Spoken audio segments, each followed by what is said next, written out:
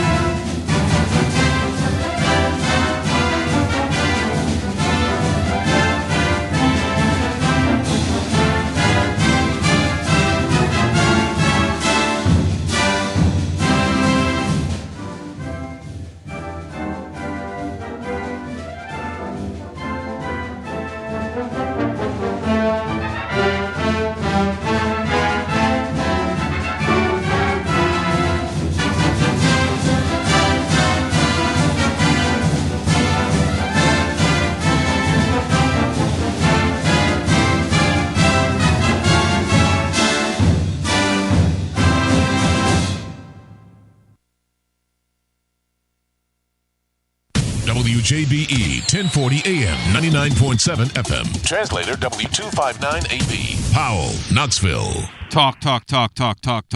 Words. Palabras. Greg Sankey spoke for an hour today. You talk about a guy that's in love with the sound of his voice. He's the master of why the SEC meetings are kind of a silly exercises, but there is today, I will say, in his address, you had to wade through all the plaudits and all the nonsense to get to a couple of interesting points that I've been telling you this summer are in the offing. And some wanted to believe it and some didn't want to believe it, but you're believing it now. This league is going to stay at 8 games. He is setting the table for the league to stay at 8 games. And my boy Bino Jeff Henderson thinks it's kind of a shameful thing that the league is going to stay at 8 games. But at this point, it's pretty undeniable that it sort of is what it sort of is. And that is what it is. And the league, well, we'll talk about it here. The Major League Baseball draft has come and gone in the first 100 picks, but it goes on. This is the money day for Tennessee. And Tennessee's got several guys that they're going to be watching today. Several of their players are off the board. We could have dreamed about the Schoolcraft kid making it here, and a couple other guys making it here. The long and short of it, and the rule of thumb is, if you're taken in the first 10 rounds, you're gone. Over the last 5 years, we've got, if you go to the blog today at tclub.team, we've got all the information you need in terms of just hard and fast rules of thumb, things to break down, and then the way the top of the draft worked last night is really interesting. It's unlike any other draft that's out there in professional sports, because the top pick in the draft is not the best player available. It's a very strange thing to grapple with, to consider. Huh? Do you restart it? Restart it.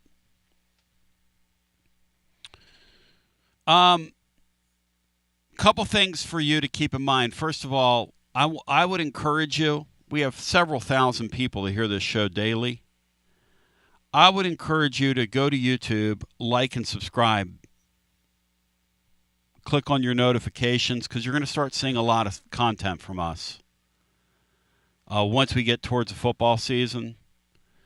I am getting used to the technology right now. Billy Derrick put me through a boot camp over the weekend, and he learned me some things. And I'm putting into practice what I learned. Before I introduce Bino and Brian, we get to what we're going to talk about today. At the conclusion of today's program, I'm going to lay down a video with Robert Kowalski, who is the odds maker at VIP Play. Now, VIP Play is the first sports book in the state of Tennessee to drop lines on every Tennessee game this fall. We're going to talk about those lines. We're going to talk about Tennessee's upcoming season. We're going to talk about how we set lines, how that's done, the thought that goes into setting lines, etc. How the principles are guided, what the lines mean in terms of a predictive finish by Tennessee, etc. So you're not going to want to miss that. We are getting ready to drop a series. I'm considering doing short videos that basically are the blog form in video, where once we do a blog, I record a video which talks about what's on the blog each day, just sort of to reach more people. I mean, to be completely honest about it. And we see that as a great growth area. So if you like and enjoy the program and you want the show to stay here and you want us to succeed, I would encourage you to go over to YouTube, find Tony Basilio's show on YouTube, like and subscribe, and then share it with others. So, Bino, Jeff, Bry, hope you guys are well. Hope you guys enjoyed your sports weekends. Is it working? Bino, welcome in, brother. How you doing? Hey, Tony, I'm doing great. Good to be here. Yeah, it was a great weekend, and baseball's reached the break, and football's right around the corner. What'd you think of Tony Vitello's hat on Saturday night? Because I've been texting with Tony. I've texted Tony. If somebody knows, if you're a fashionista, as somebody likes to play music, I'm extremely jealous of his hat. I want to get one. And I've asked Tony like 10 times in a text, and he ignored me. And then I finally said, Tony, you look like Saturday night a cross between a Jimi Hendrix groupie in the Band of Gypsies era, Jimi Hendrix himself, and my man Todd Sharp, who, of all the guitar players that have played with Hall & Oates down through the years, he's my favorite. He lives in Nashville. Todd has a shop there called Nashville Amplifier. A great guitar player. A great, soulful, great guitar player. The great Todd Sharp. And Todd had a hat game like that in the 70s. In fact, he looked like Tony Vols in the 70s. I'm going to send you some photos, Bino, later of Todd Sharp, and you tell me if that doesn't look like Tony Vols Saturday night. But Tony sent me a smiley face when I told him that. He's not telling me where he got the hat. And it kind of urinates me off, Bino. It's like he's not taking... It's like he's not taking this seriously. What about me, Bino, would you not take seriously when I'm asking you, where'd you get your hat? And I don't know, Tony, because you're a guy that rocks different kinds of hats. Exactly. You've got good hat game yourself. Spaghetti I Bender. never go beyond baseball cap status. But, Spaghetti Bender Vitello. Who do you think you are, Spaghetti Bender?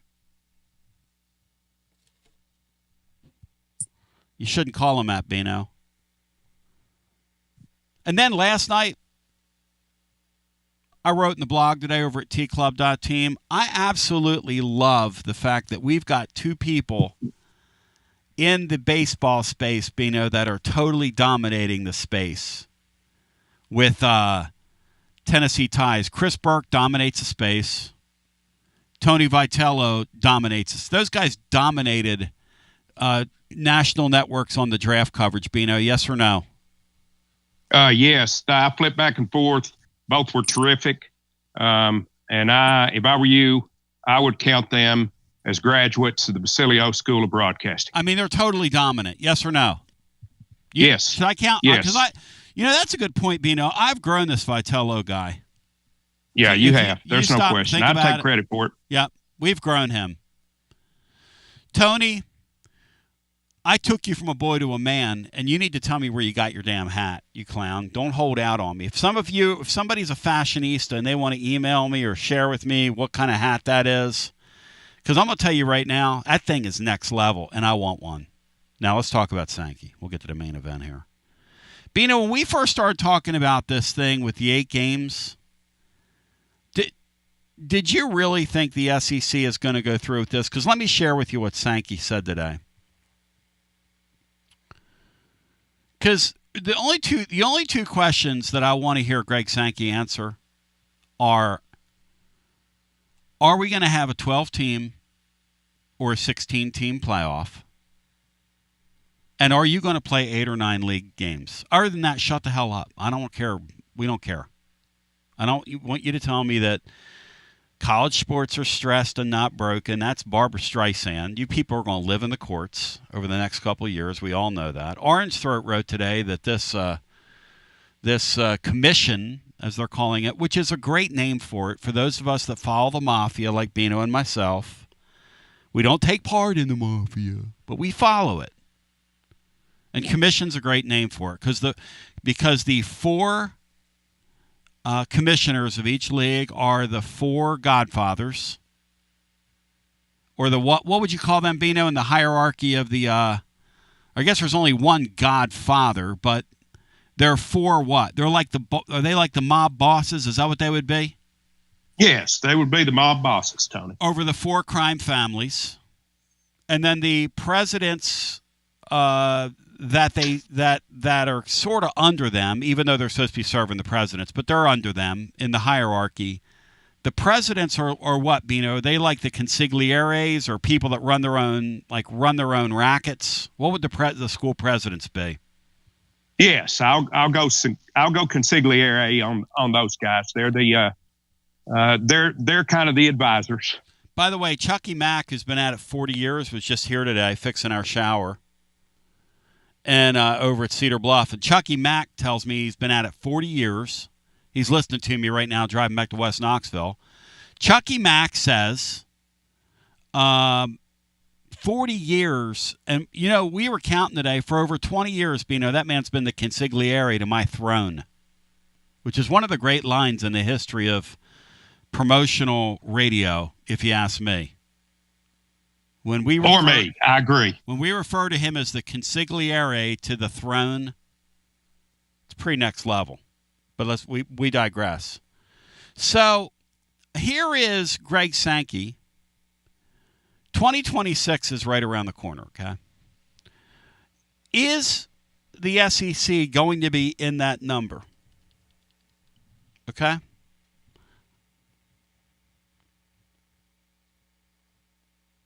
Do you think Sankey revealed that today, Bino? You haven't seen this. Do you think Sankey revealed whether or not they're playing 8 or 9 next year? I would doubt that he revealed it, Tony. Correct. Why would he? I mean, why would he? They're going to stay at 8. They're going to stay at 8. These crazy B words are going to stay at 8. No offense to them. Here's what he said. You tell me, Bino and Bri. Bri, how we doing, buddy? Hello. Hello, Bino. Bri, what'd you think of the draft last night? Well, I think it's pretty incredible that Tennessee had twice as many draft picks as the next closest SEC school, which was LSU. I think had 4. Arkansas had 4. Here's a question for you. You can see why they won a national title last year. How? With what they had drafted off last year's team. How? And this year's.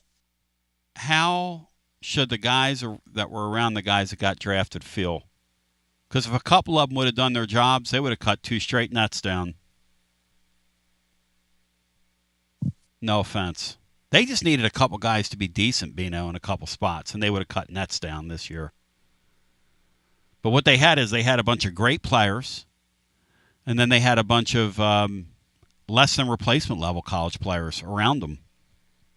But anyway, it's another story for another. LSU had only pitchers taken, and they cut it down with a lineup that I don't think anybody was taken off that lineup. Totally substandard baseball team. As we said in the moment, LSU has 2 great starters and a lights-out reliever, and that's that.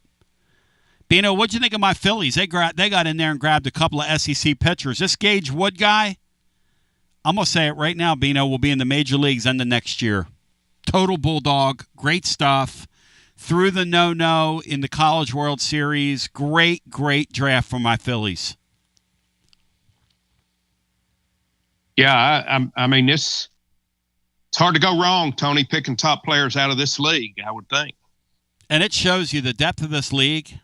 No wonder every other fan base in America is sick of the SEC because we dominate all these drafts now. But I digress. Here is Greg Sankey today at the SEC Media Days. And all his sartorial splendor, which is a term I love, that I've served low these many years. Sartorial splendor is a great term. Greg Ever Tried Sankey says the following. Let me get plugged in over here. Ooh. Ooh, ah. Ooh, ah. All right. Asked about the 9 league games. Says the following. It's absolutely, fully, 100% correct that we play 8 conference games while others play 9 conference games. It's also correct that last season, all 16 of our members played at least 9 games against what you would label power opponents. I don't believe there's anyone looking to swap their conference schedule and their opponents with our conference schedule. Greg Ever Tried Sankey said. I handed out a bunch of stats that created a stir in Destin at SEC spring meetings that showed there's a rigor here that is unique. He said his team is continuing to evaluate whether increasing the number of SEC games annually, but he's not providing a date to reveal the 2026 schedule and said decisions are coming soon. We have to make a decision soon if we're going to 9 games. If we stay at 8, it'll probably be a little easier logistically. Bino, what's that mean to you? What's he saying there? He's saying what Brian's been saying, that you don't have you don't have teams playing 5 road games opposed to teams playing 4 road games, and obviously an even number's better than an odd number, I guess, from a logistical standpoint.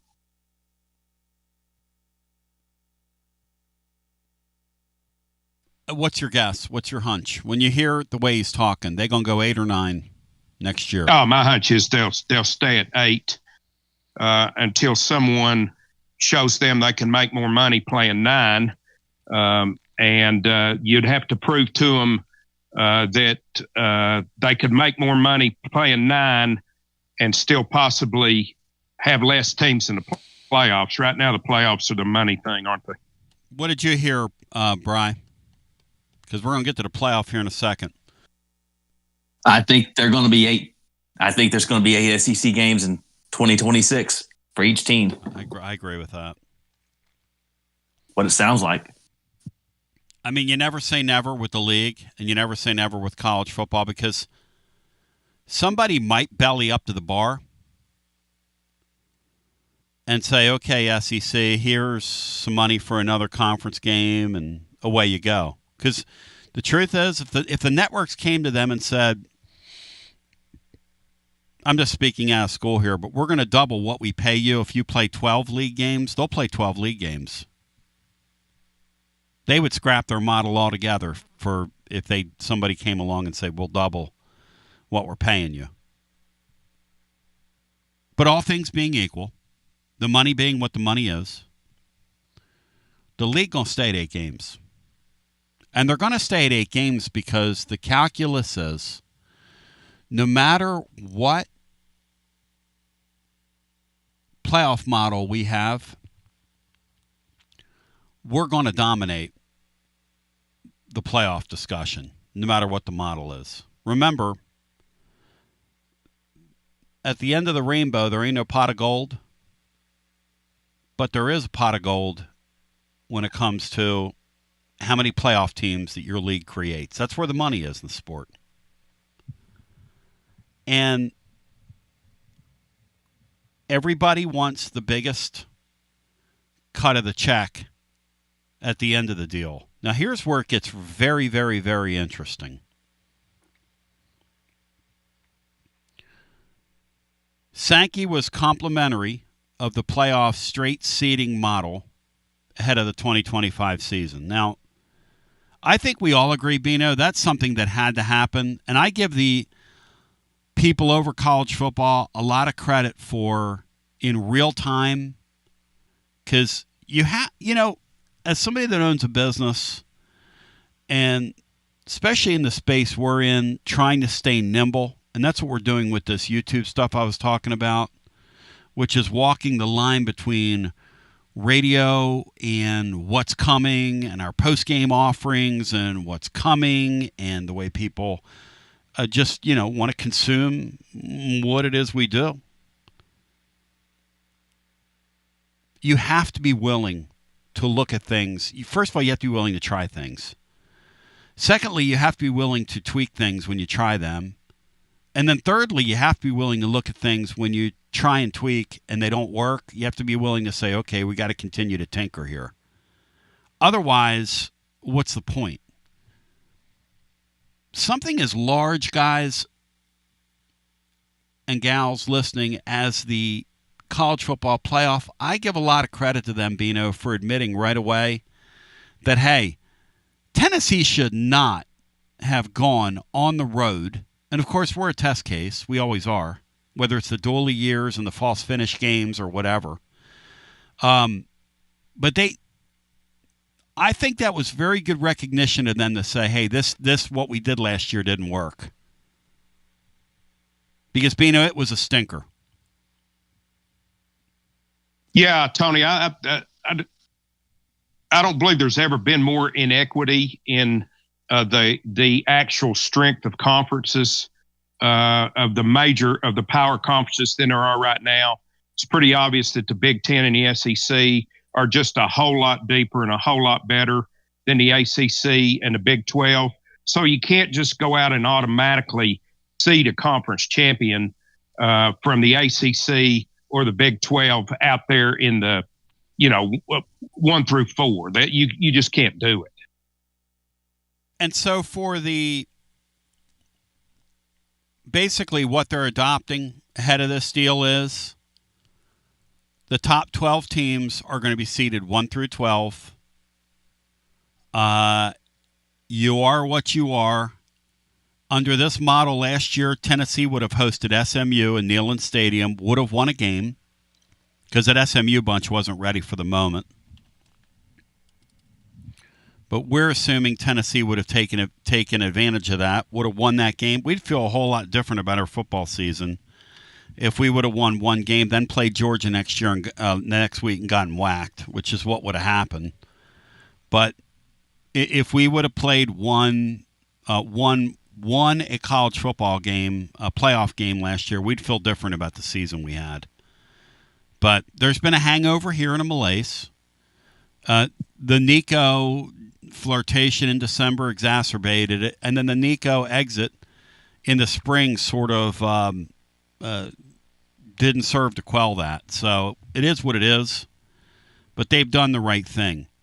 Here is the money shot from Sankey today, and then I want to get your thoughts on this at 865-200-5402. Is this guy are they really going to stay at 8 league games, and should they? If you were Sankey, what would you do? Because here's the money shot. And I quote, "We think growth beyond 12 can be positive and should be pursued." He goes on to say the SEC has the best hand to play. And he was asked particularly by a reporter about Tony. It wasn't Petitti's comments. It was Yermark's comments last week at the Big 12. Yermark was really saber-rattling about the 5+11 format. Yermark wants 5+11. The Big 12 has some of those Texas schools are really going to spend in the NIL space and feel like they could carve out a situation where in certain years they could get 2, maybe 3 in the deal. They want 5+11. And this is interesting because you would think, I would think, we would think that the SEC would want a 5+11, but they don't. Credit to Huguenin, who predicted on Friday that Sankey would come in today and would pop for the 4-4 model, where the SEC and the Big Ten each get 4, and then they split the rest of them up among the other leagues, and then what's left, and maybe the SEC could sneak a 5 or a 6 in there. But he wants 4 guaranteed. Here's what Sankey said. He said, the SEC has, quote, the best hand to play. He says his league's going to continue to hold steady with its opinion on how future brackets look relating to automatic bids and details. He did not reveal if his conference is going to move to 9 games, but the way his quote can be interpreted regarding the playoff, Bino, is that the SEC seems like they're in favor of a 4-4 and then the at-large team model. I think that's really interesting. I think that's kind of strange almost. Yes, I think it's a conservative approach by the SEC to take the 4 guaranteed and just hope that they get extra ones in, rather than maybe gamble a little bit and have years where you get 6 teams. I don't know.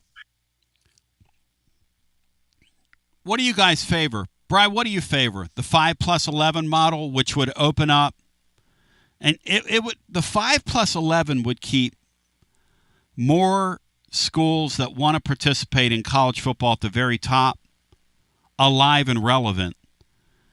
The 4-4 model, where the 2 power leagues take half the deal, half of them, the other 2 leagues get 1 each automatically.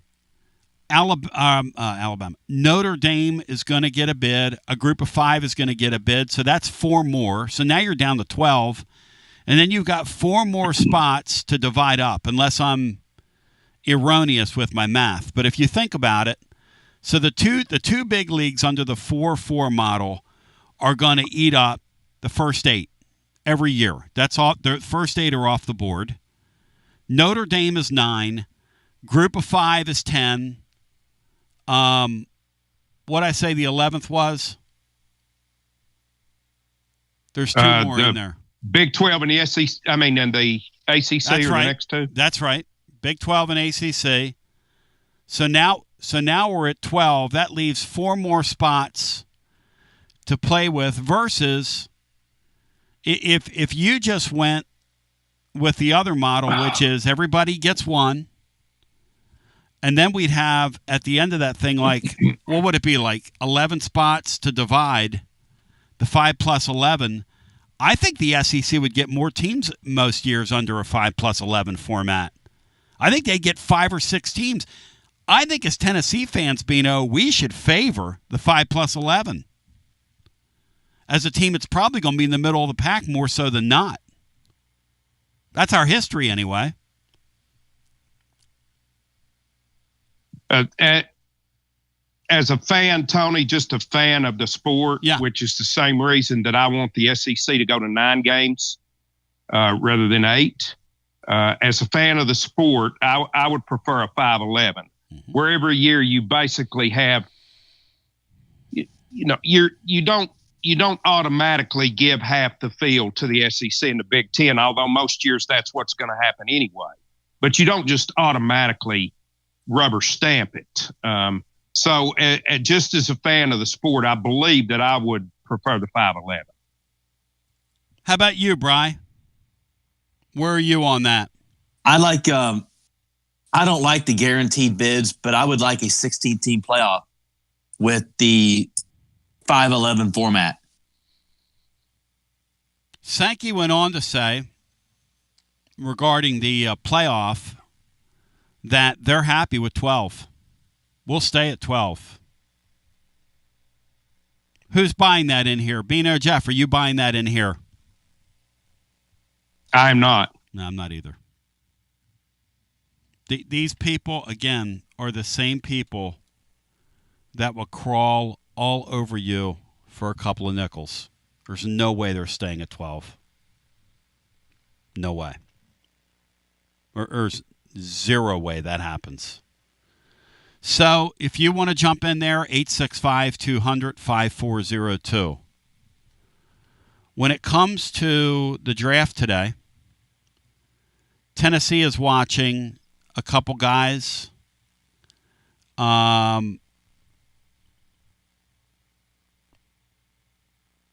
Henry Ford, Cam Appenzeller, Mason Estrada. Those are the guys that we're currently watching. And to see when they come off the board. Brian, when does the draft resume? It resumes this afternoon, I think at 2. Okay. But I'm not 100% positive. But it's not till, I don't think it's while we're on the air. Okay, I've got a message that I've got to relay to you from Tony Valls that because we got to talk about getting him on the air later in the week. He tells me he can do that because apparently he's not going to answer my question through texts regarding his hat, but damn it, he's answering my question on the air. Because I got 2 questions. Where'd you get that hat? And can I borrow it? Do you think Tony Valls would consider me putting his hat on as contamination, Bino? And what do you think his hat would look like on me? Because he's got a little pea-head on him. And yes, I did just call him a pea-head. He'd get you one that's too big for your head, for sure. A pea-head. Just like the other one. Bino, tell the living listener that the hat that he brought over to me that day at Calhoun's on the River, what that thing looked like on me. It looked a little bit like one of those old-time dome garbage can lids that somebody had welded a bill on. I mean, he must think that I'm a human oddity, the hat size he bought me. It's almost like he went to somebody internally and said, like at that time would have been Adam Lowe, who's now moved up in his organization, but he could have said, hey, Adam, give me the biggest hat that we have. I'm going to give it to that. I'm going to bring it to that jughead Basilio. I wore that thing around, and finally Laura looked at me and said, Tony. And she tells me the truth. She said, you look. That doesn't look good on you, man. I said, why? She said there's like an inch off either side. Let's go to the phones. 865-200-5402 if you want to get in the hunt and in the mix with us on our TLD Logistics phone lines. They're online at tldlogistics.com. My friends at TLD Logistics bow thy head. It's SEC Media Days 2025, and we're not there. Why aren't we there? Because I don't want to bore you with that crap. But we do want to discuss the main themes around it, which is if you had your druthers, are we playing 8 or 9 conference games? And when we go to that 16-team model, which is going to be soon, would you rather the league do what they're doing, which is the league and the Big Ten are fighting for the 4-4 model. They want what's theirs. They've set this thing up. It's interesting, Bino. It's almost like, and you called it conservative, it's almost like they don't believe in themselves long term. Like they know those Texas schools from the Big 12 could get in there and outspend them, Bino. Is that the vibe you're getting? I mean, why else would they do that? Yeah, Tony, I think most years those two leagues think, regardless of the format, that they're going to get 5 or 6. But they want to make sure that in years, maybe when the league has a one-off, that they're assured that they get 4. Brian, you're better at this than I am. Last year, under a 16-team format, how many teams in this league would have gotten in? What's your take? Alabama would have gotten in last year, right? I think at least 5. You could say 6 would have got in with South Carolina, and Alabama, Mississippi, and Alabama. Yeah. And then you had Georgia, Texas, Tennessee, Georgia, Texas, Tennessee get in. So there was 3 from the SEC. Yeah, Georgia, Texas, Tennessee for sure are in.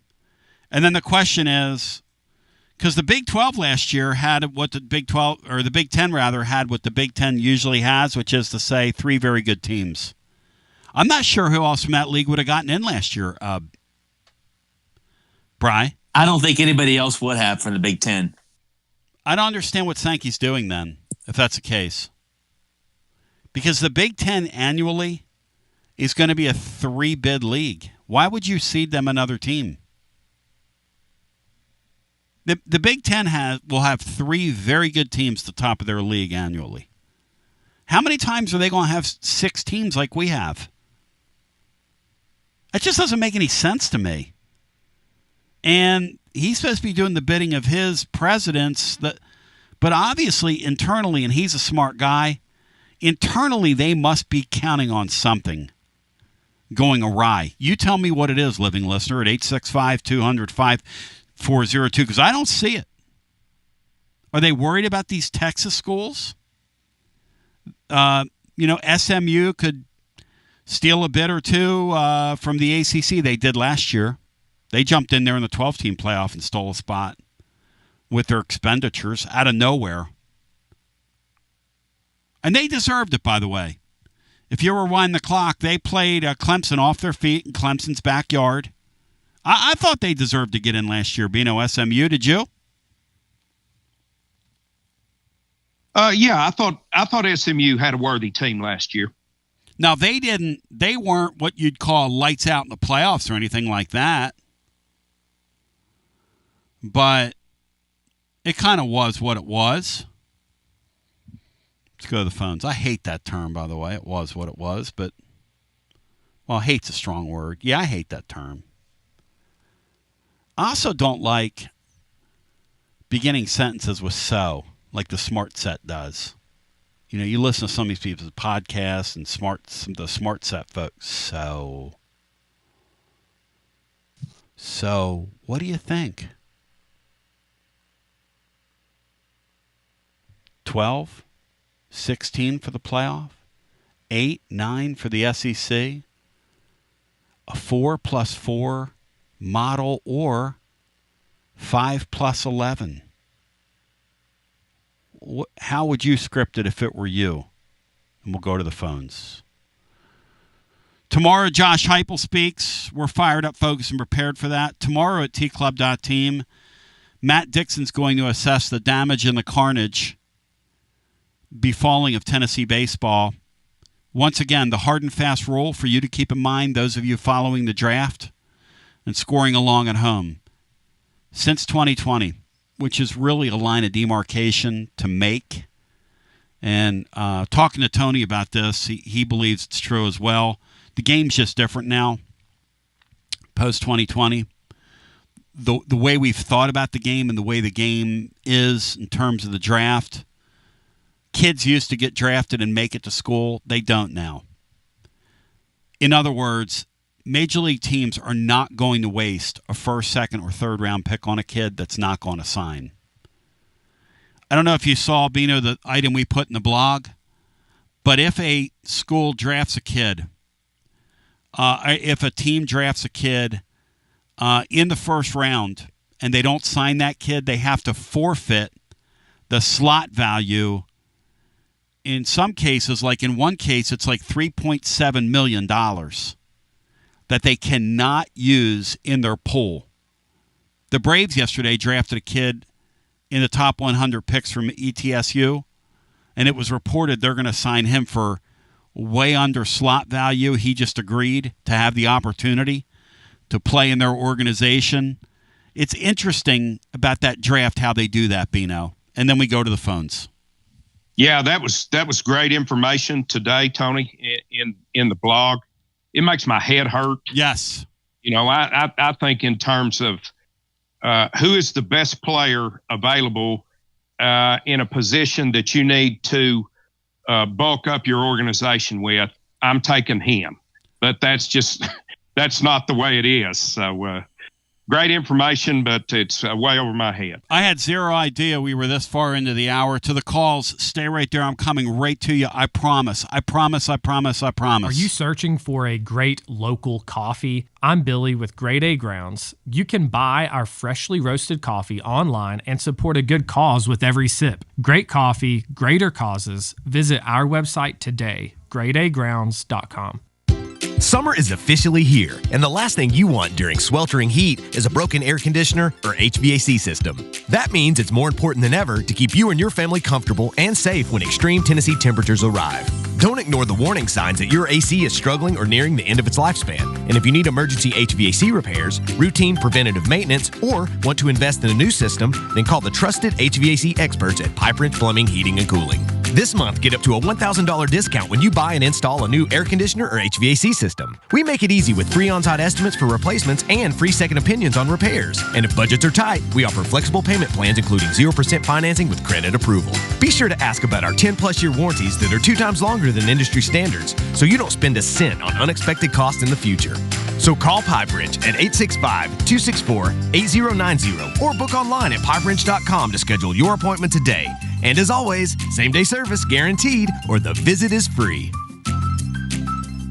Life never stops moving. And between the 30-minute commutes, daycare pickups, weekly soccer practice, Tuesday night yoga, X number of coffee runs, and that weekend trip to Grandma's, you're racking up the miles. What you need is a tire that can keep up. A tire designed for doers. A tire that's going to last. Like the exceptionally long-lasting Michelin Defender tire. With an 80,000-mile warranty and the safety and comfort you expect, you can forget all about the miles ahead and focus on getting to your destination or conquering your to-do list. Fleet Tire, I-275 exit 1B at East Woodland Avenue in Knoxville. That's Fleet Tire, I-275 exit 1B at East Woodland Avenue in Knoxville. Fleet Tire.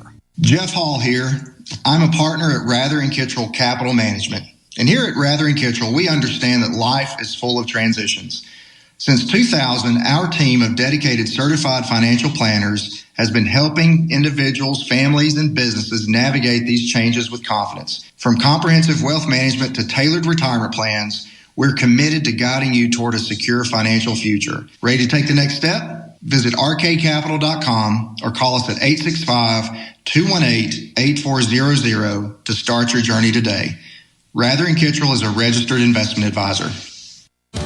Out-of-town law firms have been swarming into East Tennessee lately. From Memphis, Chattanooga, and Birmingham, they've stormed into the area. Wouldn't you rather do business with a local firm? You know, a true neighbor. Marcos Garza and the pros at the Garza Law Firm are just that. There are neighbors and friends that support local causes year-round. The Garza Law Firm works to serve you professionally on criminal matters, injuries and accident matters, and Social Security and disability filings. The Garza Law Firm is here for you at garzalaw.com. The Garza Law Firm. Let us help. Are you stuck in a dead-end job or ready for a new challenge? Do you feel like it's time to try a new career? Well, it's time to change lanes with TLD Logistics. My friends at TLD Logistics have some really exciting opportunities for you to learn a new skill. With a new 5-acre driving academy that's now under new leadership with all new course material. And the best part, it's absolutely free. What a great deal to set you on the road to higher pay. And TLD Logistics even offers weekly stipends to offset food and gas expenses. In 6 weeks' time, you could complete this course and be in compliance with FMCSA regulations. Then you're ready for the open road of opportunity. What are you waiting for? It's time to change lanes with TLD Logistics. It's TLD Logistics Overdrive. That's Overtime. Presented by TLD Logistics. TLD Logistics. Online at tldlogistics.com. A lime is not always just a lime. And now let's go to the guys with today's edition of TLD Logistics Overdrive Overtime. Of a crisp, refreshing Tres Dos Equis. That lime is no longer a mere lime, but a wedge of renowned Mexican limón. Muchas gracias, limón. And also, de nada. Enjoy Dos Equis responsibly. Copyright 2024 Dos Equis, imported by Cervezas Mexicanas, White Plains, New York. Hey there, Basilio family. Jennifer Morris here with Keller Williams Realty. The countdown to fall football is on. Is your fall plan missing the perfect home to watch the Vols make another playoff run? If a new view is on your game day checklist, I'm ready to help you find it. Don't wait until kickoff. Give me a call today at 865-694-5904 or visit my website at nextmovesmokymountains.com. That's nextmovesmokymountains.com, and go Vols. Josh Collins at Collins Insurance Agency. At Collins Insurance, we strive to ensure our customers receive better coverage along with bigger savings. Our community is important to us. We want to provide exceptional service to our customers. Anybody can provide great rates, great coverage, but can you also get great service? And hey, don't just take my word for it. What's up, everybody? Zakai Ziegler here. My family turns to Collins Insurance Agency for the best service, coverage, and price. So don't just go online and get some random insurance. Experience the Collins Insurance difference. Like he said, experience the Collins Insurance difference. CollinsInsuranceTN.com. CollinsInsuranceTN.com. And hey, their Mama Zizi approved. CollinsInsuranceTN.com. Thank you to Josh Collins and Zizi. One more thing, Tony. Go Vols.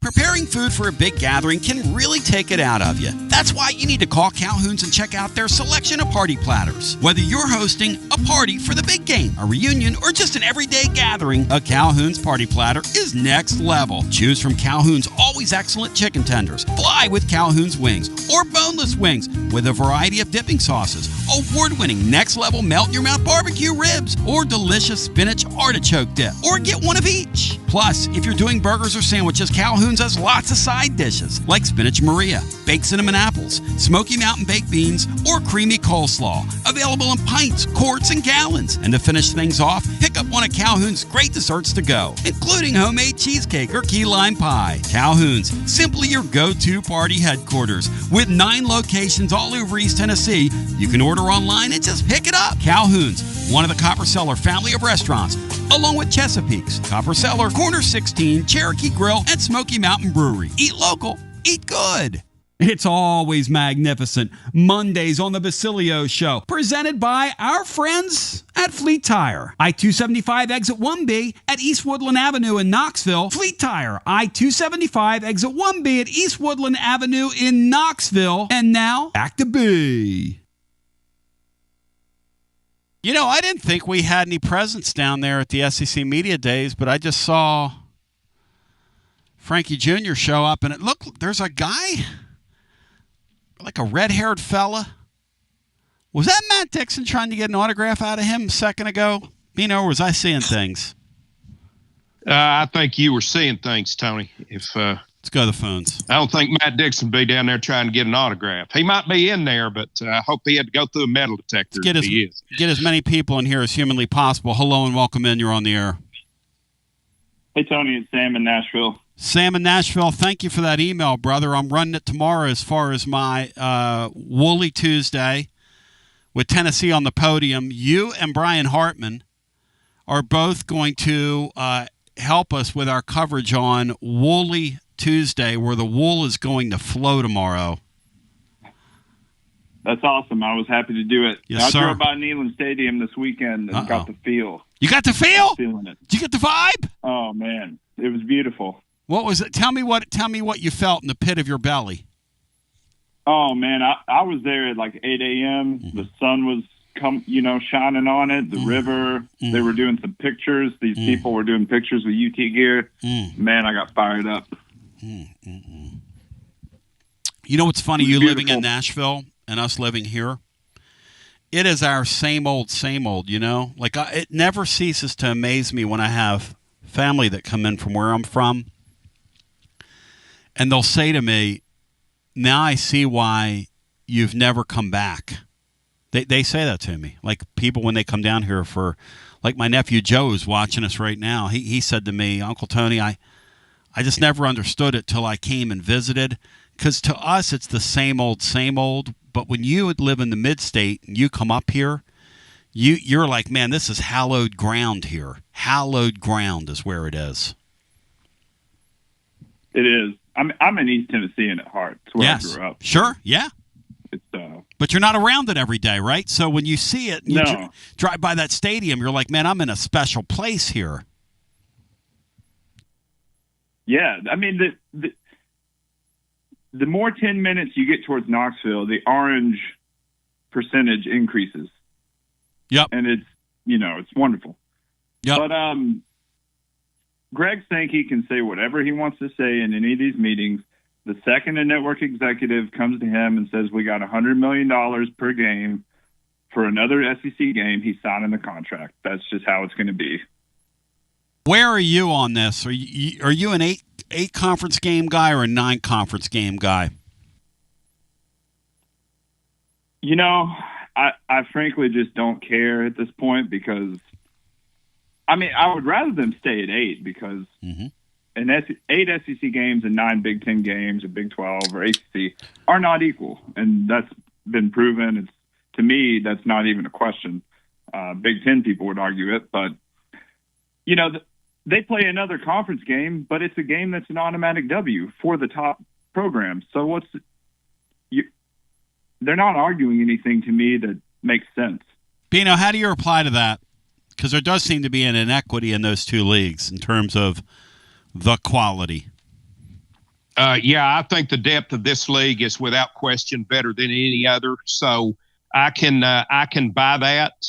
Again, my thought has not been the betterment of the SEC, but the betterment for me as a fan watching football. I've been as forthright on that as I can be. I'd say the best thing for the conference is to stay at 8.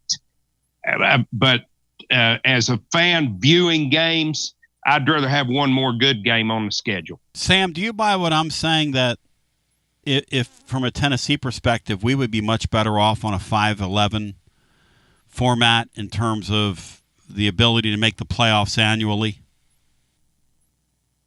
Yeah, I think so. I mean, that's the best case for Tennessee. I don't think the SEC needs guarantees in terms of getting teams in. No, because I don't understand that. They're guaranteed by their talent. Yeah, I don't understand that. What they've got to be internally thinking, man, these Texas schools, the TCUs of the world, a couple of others of those Big Ten actors, the SMU over in the ACC, they're going to gobble up some of these spots. So let's go ahead and guarantee ourselves 4. Because it just doesn't make any sense. Why wouldn't they have a pure meritocracy and just say, okay, conference champions get in, group of 5 gets in, and let the best teams get in the deal, and we're going to create a conference and spend to the point where we get 6 or 7 in annually. Well, I don't know why they wouldn't do that. I mean, the main issue is if you expand to 12, then you expand to 16, there are not 16 teams that can win a national championship. So problems arise no matter what model you use.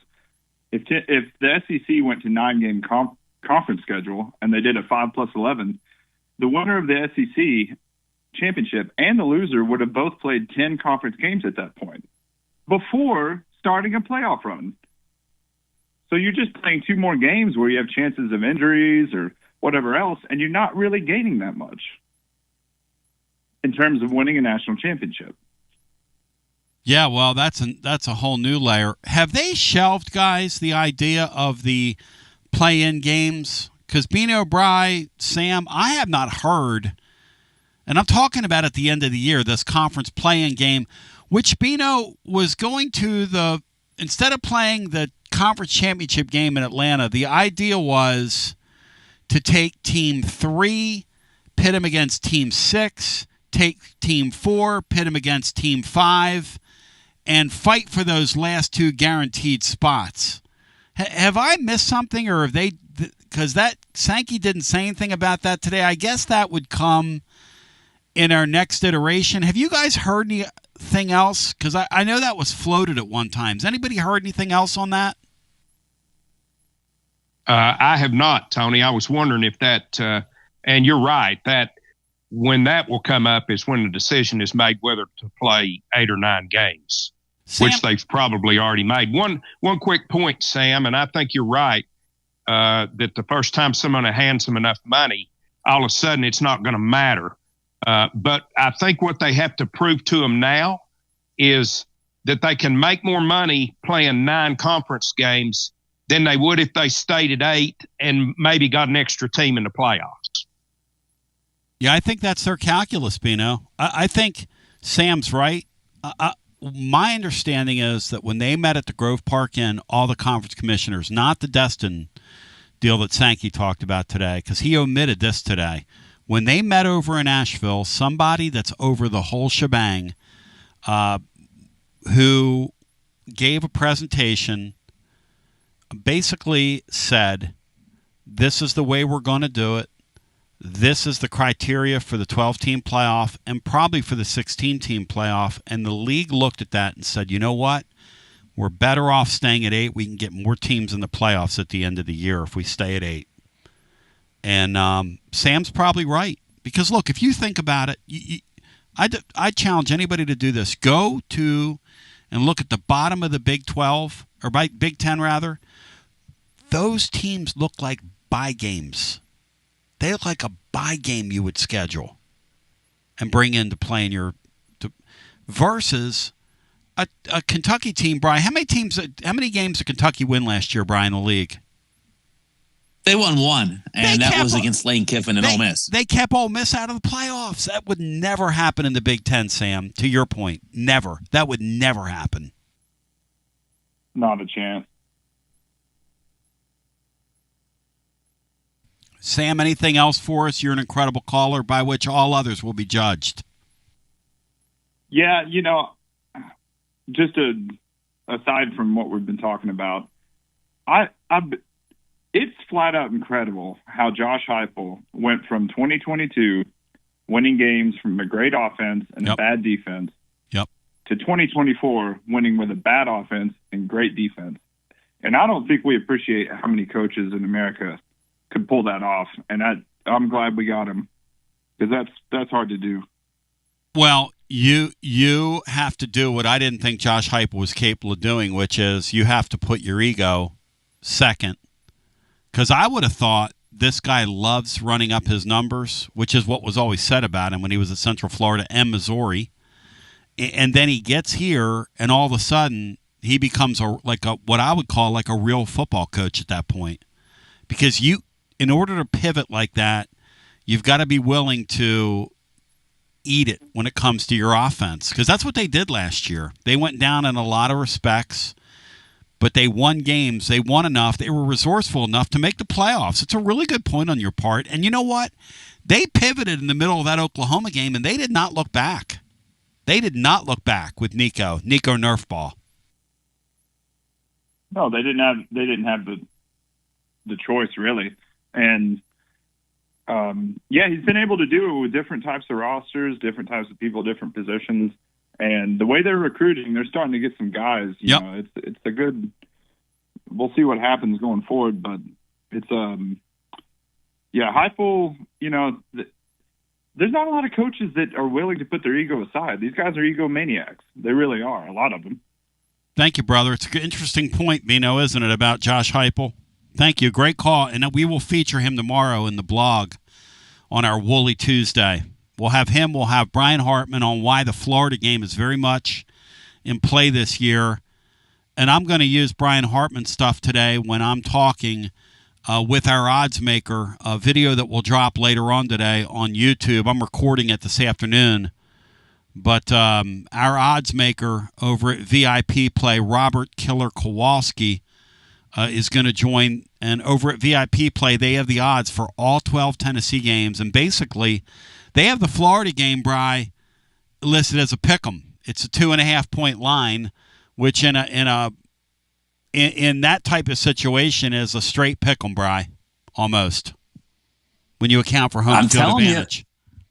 Florida, hide your ears, but that game is not out of the question. The history says otherwise. The recent history in the swamp says otherwise. But tomorrow I've got a piece where the history might actually favor the Vols for a change. Brian or Bino over at tclub.team. Check our blog out. Tell a friend. Let's grow this thing. Bino, are you buying or sell-ing or smell-ing what Brian Hartman's cooking?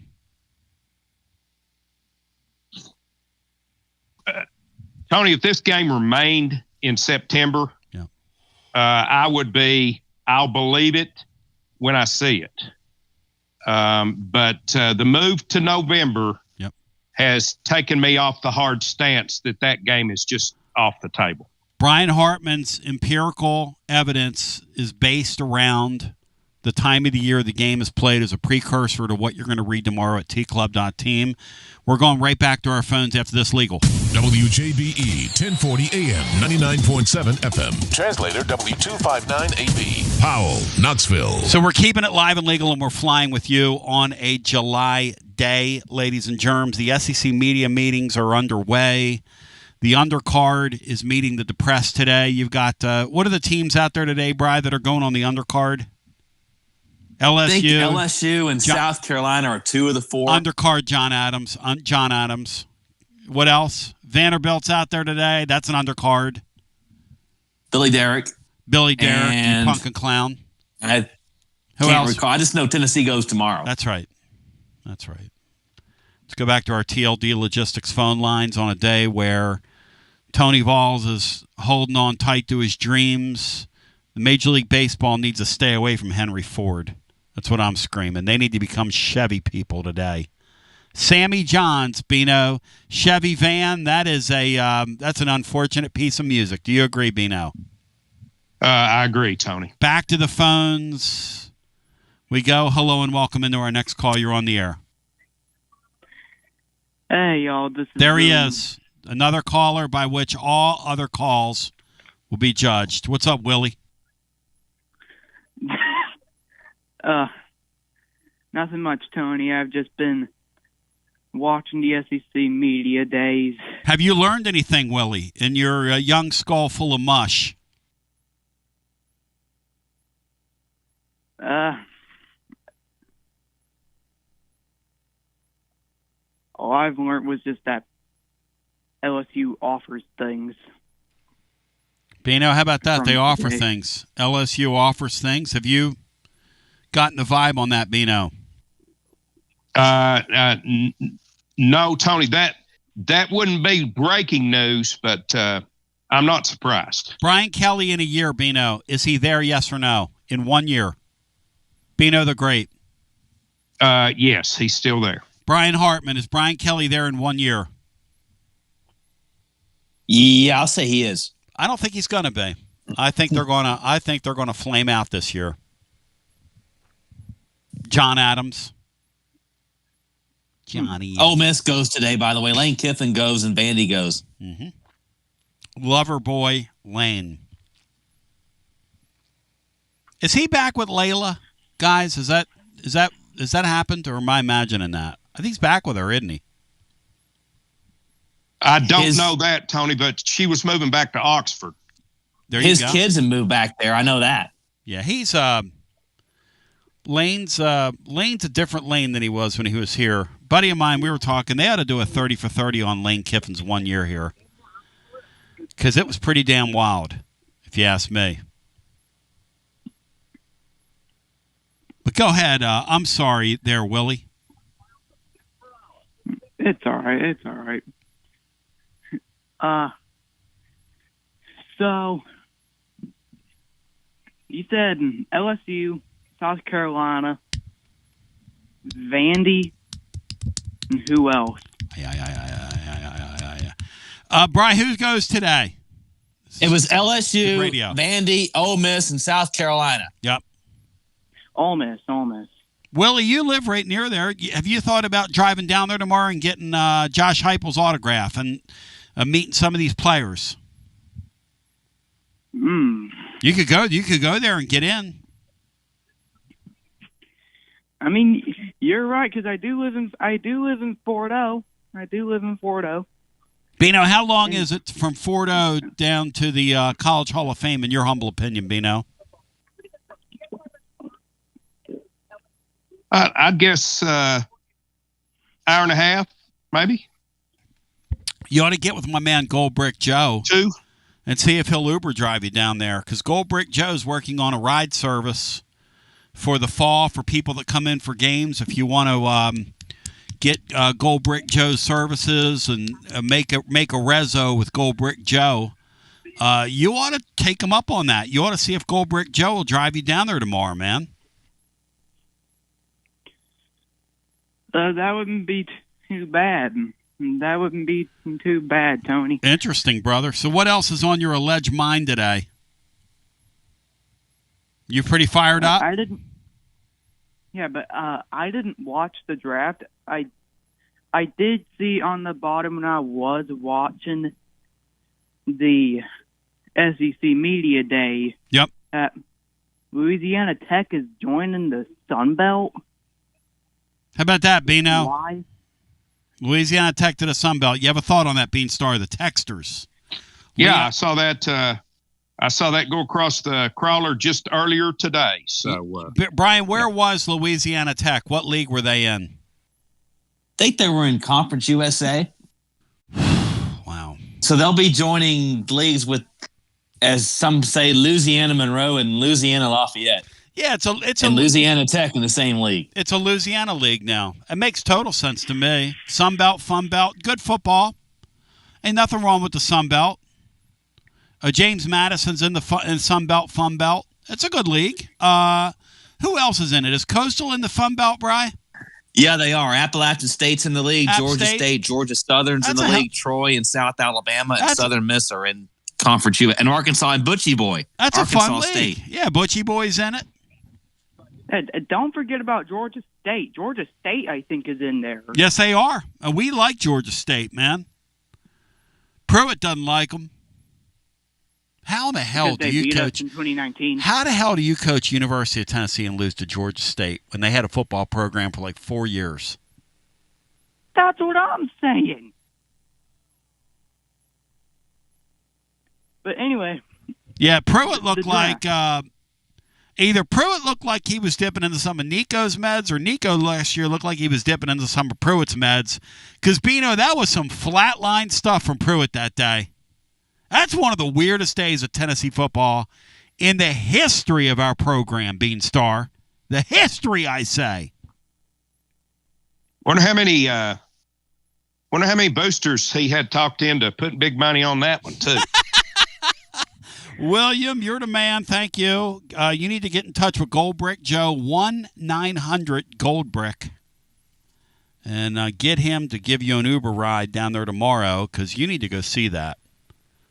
Take you under wings. And if I were going, William, we'd stop and pick you up from Fort O, right outside the gates of Lake Winnipesaukee. Bino, have you ever been to Lake Winnipesaukee as we go back to the phones? I have not, Tone. I've probably gone by it, but I've never been there. Online, have you ever played softball in Fort Oglethorpe? No, I have not, Tone. Back to the phones. Played around that, all around that area, but not there. You know, softball's a big sport in Chattanooga, isn't it? It certainly was, Tony. Still pretty big, but not like it once was. Back in the day, they used to talk about it on the call-in shows down there. Oh yeah, it was. That was a huge area for Southern softball, Chattanooga. Back to the phones we go on our TLD Logistics phone lines, talking about this. Greg Sankey today spoke. People were laughing a couple weeks ago when I was suggesting the SEC is going to stay at 8. You're not laughing today after what you heard him say. It sounds to me like they're going to stay at 8 conference games. Basically, he said, kind of like one of our callers just said a moment ago, our 8 conference games equal those other leagues playing 9. He said, I'm not going to apologize for that. I'm not so sure he's not right. What I can't figure out is why he's a proponent of the 4+4 model when it comes to the playoffs. I can't figure that out. But let's go back to our phones and get our next call in. Hello and welcome. You're on our Monday edition. Hello, lads. Hey, welcome in, my friend. Thanks. Hey, can we get William to live stream the entire day tomorrow of him being at all his access? Can we get him live streaming that on Twitter and YouTube and everywhere else? No doubt about it. Can we get him a GoFundMe to help produce his day? What we'll do is we'll get Goldbrick with a GoPro. Oh, there we go. And they could go around all day, Goldbrick, because you really the funnest thing would see being watching Goldbrick and the way he drive down there, and then looking at William's face when they finally arrive there, because Goldbrick will put him through the ringer, man. Sorry about my crotch rocket. I forgot I had one of those. So if last year we were at 16 teams, the SEC would have had 6 in, because you got the 3 that made it in the 12, and then the next 3 teams in were Ole Miss, Bama, and South Carolina. So it would have been 6 last year. And with the with the 16-team format, it's going to be 6 most years. With the 4 out, it's still going to be 6 teams. Is what's going to happen. And if it would have been last, it would have been last. Why are they doing this with the 4? Why would they do that?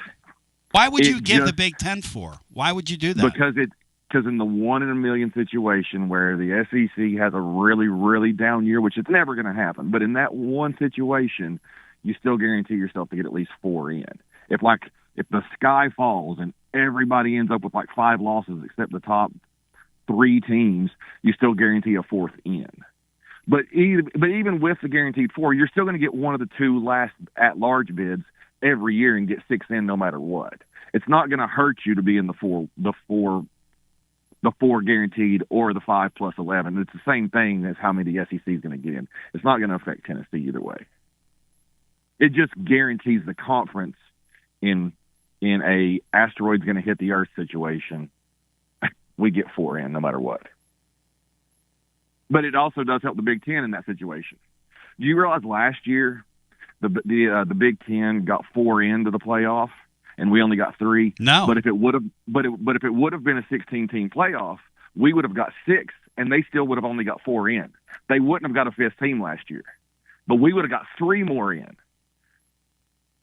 See, I just don't understand. I for the life of me, and you say that 1 in a million chance, I think they're afraid of those Texas schools. Rusty. Oh, well, the Texas Tech billionaire guy who was on their media days, who's who played offensive lineman for them, that guy, Texas Tech's going to spend a ton of money, and they're not going to play a real tough schedule, being in the Big 12.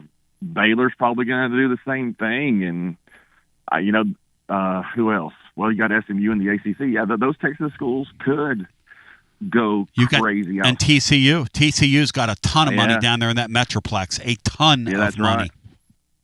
Right. Yeah. Between Waco, Lubbock, Fort Worth, Dallas, there's too much money out there, and no matter how many pilot gas stations we build, we're still never going to have what some oil man money has. No question. I mean, they're getting their money out of the ground. We're selling their oil. They're pulling it out of the ground. That's a difference. Yep, totally different. We're the middleman. Yep. Yeah. I thought the call earlier nailed it. I thought he was right on the money, except one thing. Josh Heupel did go defense, or has molded the defense, but Tennessee still was top 5 in America in running the football. Yep. That's a pretty good offense when you're top 5 in American running football. Your points per game might not be as good because you milk the clock more, but that means you're pretty good offensively. Bino, what do you think? Were we pretty good offensively last year? I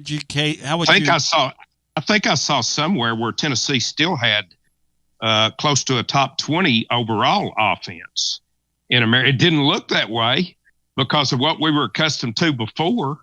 It didn't feel that way.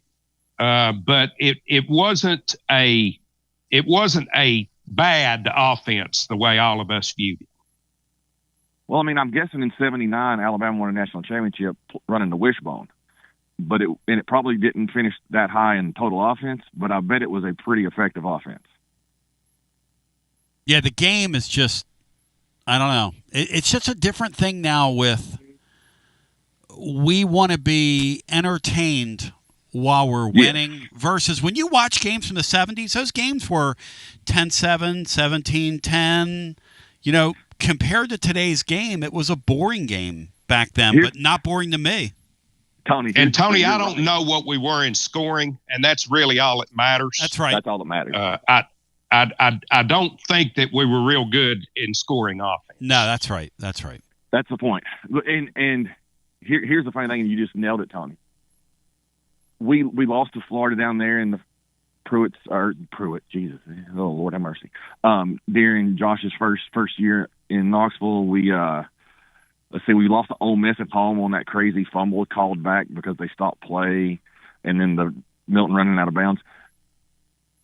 But that first year, that 21 season, when we went to Missouri and could have scored 100, and then we really started putting it together late in that year, and then lost to Purdue in the bowl game, that season was more fun than last year's, even though we went 10-2 last year and went to a playoff, because we were more electric on offense at least the second half of the year.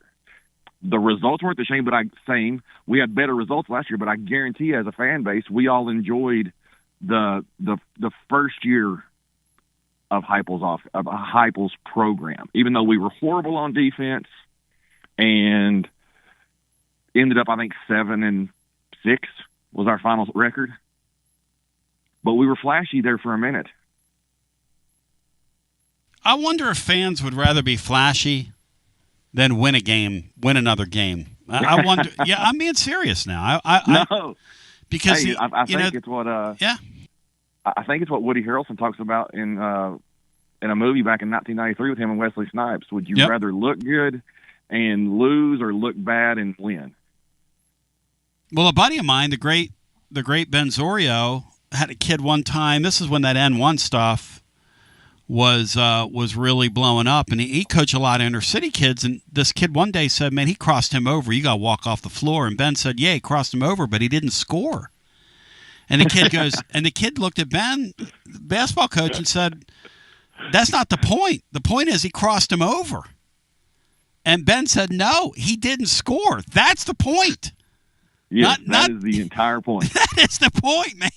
You cross somebody over and you can't make your shot. Shout out Ben Zorio. Shout out Wesley Snipes. Shout out White Man Can't Jump. Shout out Rusty in California. Shout out the world. Let's go back to the phones at 865-200-5402. If you want to jump in today.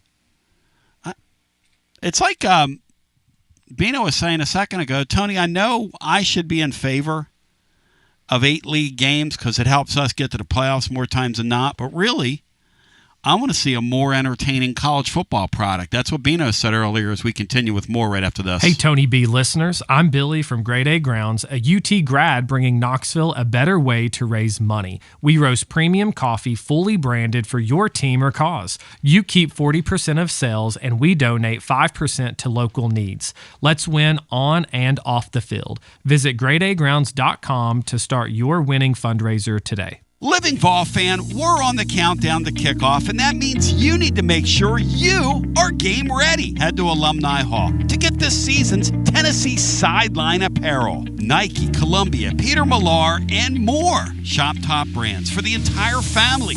Hats, Yeti, tailgating gear, and so much more. If it's for the Tennessee fan, Alumni Hall has it. Spend $150 and get $10 in Hall cash rewards. Shop at alumnihall.com. Download their app or shop any of their locations in Knoxville, Murfreesboro, or the Tri-Cities. Alumni Hall, the ultimate shopping destination for Vol fans. It's the hottest post-game show on the planet. Garza Law. Fifth quarter fan reaction. Fan reaction. As soon as the final gun sounds, we're live.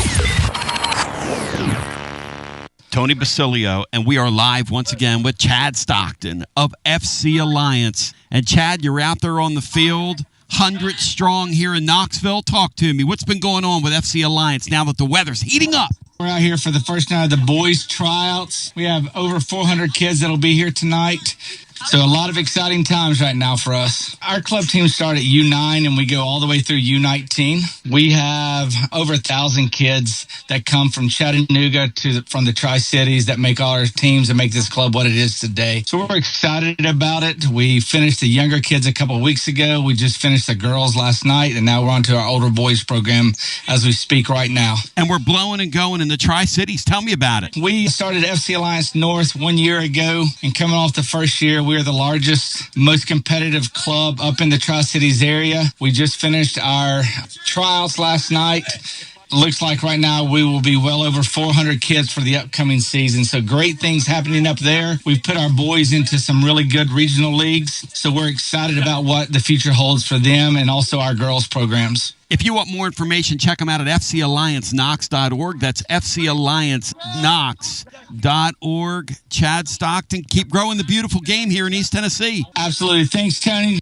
Hi, I'm Jim Simpson, owner of Simpson Meats. When's the last time you grilled a really good burger or steak? One your friends still talk about. Our goal at Simpson Meats is to make that happen every time you have a cookout. All of our cuts of meats, steaks, burgers, briskets, and pork are always fresh, flavorful, and sustainably sourced. We are family owned, so we know the importance of knowing how and where your food is raised. We have been putting quality first since 1888. Visit our butcher shop off Lovell Road or online at simpsonmeats.com.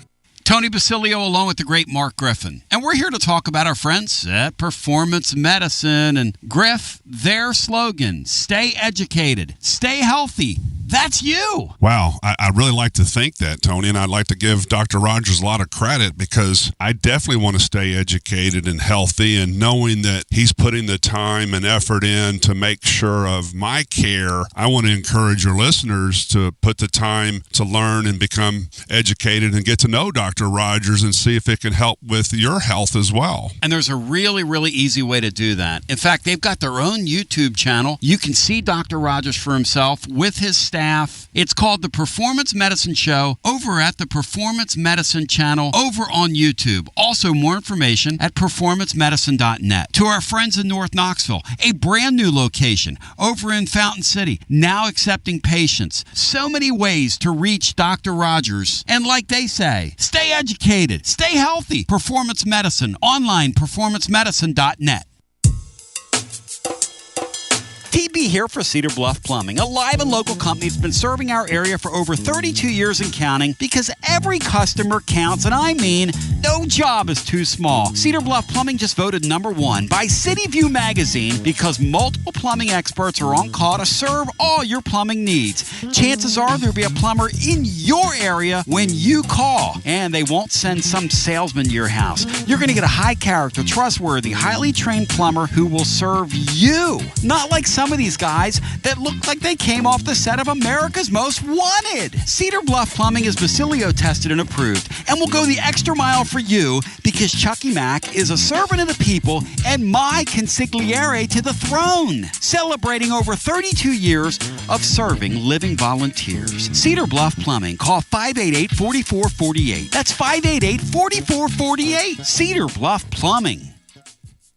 Attention Vol fans, are you tired of complicated, clunky fleet technology that makes your job harder? Say goodbye to frustration and hello to Connexial, your hometown partner in logistics. It's time to rev up your operations with next level fleet management from Connexial. Connexial is here to keep your business on track with technology that works as hard as you do. Our game-changing ELD gives you more than just hours of service. With AI-powered dash cameras and real-time asset tracking, you'll have eyes on the road, cargo, and your fleet from anywhere, anytime. And the best part, our friendly US-based customer support team is just one phone call away. No more long wait times or frustrating tech talk. Just real people with real solutions. With Connexial, you get a professional team you can trust and easy-to-use products that keep you on the road. What do you say, Tony? I'm ready. Make the smart move and call Connexial today. 865-888-6920. Learn more at Connexial.com. That's Konexial.com. Drive life with Connexial and go Vols. Chilio here, and you know my friends at Carnes Motor Company started with a dream over a quarter century ago. I met Rob and Brian back when I still had hair, and they were working at a huge dealership in West Knoxville. But they told me back then they wanted to sell cars on their terms, and I wanted to do radio on my terms. Their terms, just like my terms, are ultimately your terms. In both cases, you're the winner.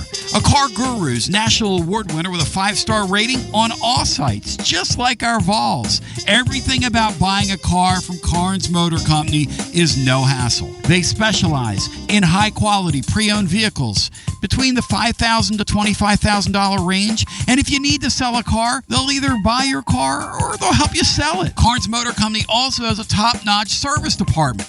Therefore, every vehicle is rigorously inspected and serviced prior to delivery. So you're guaranteed to get a quality pre-owned vehicle every time. If you need a place for service, they've got you covered. Come be a part of the Carnes Motor Company family and tell them you heard about it from me. Online at carnesmotor.com, Oak Ridge Highway, 1 mile past the Carnes light. Carnes Motor Company. Yeehaw! Some people say betting online is still the wild, wild west. But with the VIP Play app, you're riding with the best. VIP Play app is hotter than a $2 pistol packed with flair. Live hosts and features finer than a frog hair. Send your old betting problems out of town with a slap. You'll be betting sharp as a tack on the VIP Play app. Don't be a better, be a better with VIP Play today. Download VIP Play today or head to VIPPlayApp.com. Gambling problem? Call 1-800-88-99789. Must be 21 plus and located in Tennessee to bet. Jeff Hall here. I'm a partner at Rather & Kittrell Capital Management. Life is full of transitions. Planning for retirement, managing investments, or navigating major life changes. Here at Rather & Kittrell, we're here to guide you through every step. Visit rkcapital.com or call 865-218-8400 to start your journey toward financial clarity today. Rather & Kittrell is a registered investment advisor. It's always magnificent. Mondays on the Basilio Show, presented by our friends at Fleet Tire. I-275 exit 1B at East Woodland Avenue in Knoxville. Fleet Tire, I-275 exit 1B at East Woodland Avenue in Knoxville. And now, back to B. Tony B back with you. I think I would tap on that microphone and see if it might be that microphone's hot. Here, let me see this. I'll show you what I'm in. We're in here fooling around. Yeah, see that microphone's hot. We're in here playing around. See this? It's finding it.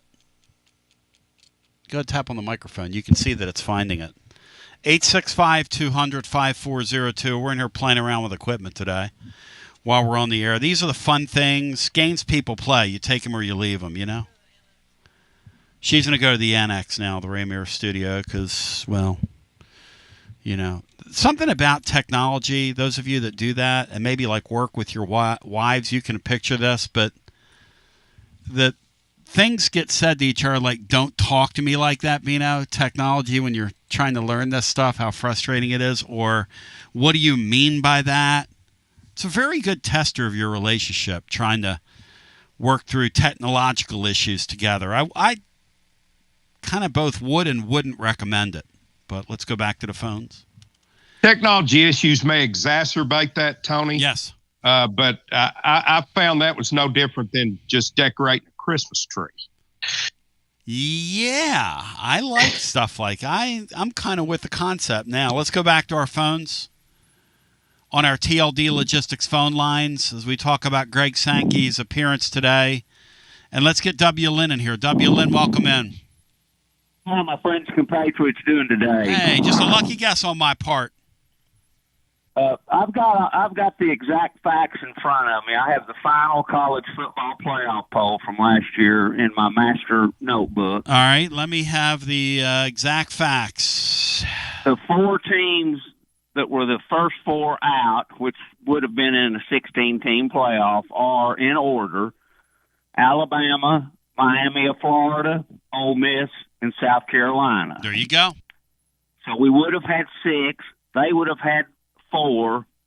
The next Big Ten team in the final poll is Illinois at 21st. So they're not even close. And the ACC basically would have had how many in then? 3? The ACC got 2 in only because Clemson upset SMU. Had SMU won, well, if SMU had won in a 16-team playoff, it'd have been SMU and Miami. But Miami still would have gotten in. But so Clemson. So as it was though, 3 teams got in. from the ACC. And, yes, and then the Big Ten would have had how many in? 3? 3. I can see. And the Big 12 the Big 12 would have had Arizona State. Again, I'm back to this. I can see why the Big Ten would want to go with the 4, Bino. That makes sense to me that Petiti would be in favor of the 4 because he knows annually they're not going to produce 4 teams. I don't understand why the Southeastern Conference would sign off on a 4. It just doesn't make any sense to me. Can I tell you what I think Sankey's got in his mind? Go ahead. I hate this. He's going to come up and tell us, well, 6 teams that matter are going to play 9 games. We're going to go back to that nonsense where you have a championship game. Last year would have been Georgia, Texas. Those 2 get in. Then last year, based on that poll with this silly play-in proposal, we would have hosted South Carolina and Alabama would have hosted Ole Miss for an auto bid. He's going to tell us, well, we'll have 6 teams playing 9 games. And he thinks he can make money on that. Bino, do you follow that? W. Lynn's logic. I missed the very end of it, Tony, but yeah, going back to your point, the only thing I don't understand about it, I think Rusty's right. I think regardless of format, the SEC's likely to get 6 teams. What I don't understand is why does he want to side with the Big Ten and help them? I don't think it makes any difference for his conference. I don't know why he's trying to help the Big Ten.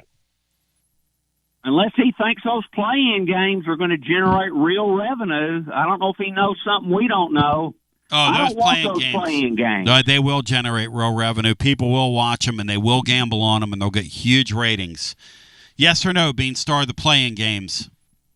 I mean, yes. I'm going to watch them regardless. And if Tennessee's laying there 3 through whatever that is, 3 through 6, I'm dang sure watching. And here's the thing we don't know, W. Lynn. Let's say Tennessee's laying there at 6, okay? Which a lot of years we're going to be laying at 6. If they play the playing game and you lose the playing game, do they punish you for losing the playoff game and take team number 7 that may have finished with the same record as you because you're only playing 8 league games? What happens then? Tony, I've got a bigger question on why they would want to do that than why they would go with a 4 guaranteed format. Why, when most of the time you're going to get 6? Right. Why would you take a chance of your number 6 losing an extra game and boom, some other conference slipping in there and getting the team? Cue the OJ's, Bino, and cue that bass line because it's bump. Yeah. Bun up. What else he might be thinking is there are 3 at-large, wild card, whatever you want to call them. There's 3 left in this crazy format. He might think the SEC will get 2 out of 3 every year. And so they could still play. So for them, Bino, it doesn't matter who makes it. If you think about it from a league perspective, they don't care who gets in as long as they get those 2 last spots, to W. Lynn's point. Most years they can still play that play-in game thing, and most years they're going to have enough teams to still fill out that dance card. That's an interesting point you guys just brought up with the play-in thing. Now the play-in game makes sense to me. The issue becomes if you're Tennessee and you're 6 or you're 5 and you lose that game, do they squeeze you? Or if you're in Auburn, somebody like that, somebody that's kind of in the middle of the card a lot of years, the middle top card. I mean, you still have a very good team. If you're 5 or 6 in this league, in a 16-team league, you've had a hell of a season. Like South Carolina last year. If they played in that playing game and got beat at the end of last year, do they get squeezed and get knocked out and they put somebody else in? It's going to be really interesting to watch. And another thing Sankey ought to say to the Big Ten, let's have these playing games and do it this way. Number 3 SEC has a home game against number 6 Big Ten. And it's a Big Ten SEC crossover. You think the Big Ten would agree to that? Well, the problem there would be, which TV network would get those games? Because the whole reason for doing playing games for the SEC would be to create inventory for ESPN. But if they got all partners, all television partners on board for that, W. Lynn, I would think you could get both teams to do that. And that's not a bad idea. I haven't heard of that. I think that'd be fun to watch, Beanstar, don't you, at the end of the year? Let those teams fight it out for those wild card spots. W. Lynn, look at your playoff rankings from last year. I know that we've been Ole Miss and Alabama and South Carolina were kind of back to back to back, right? And all three would have made the playoff. Right.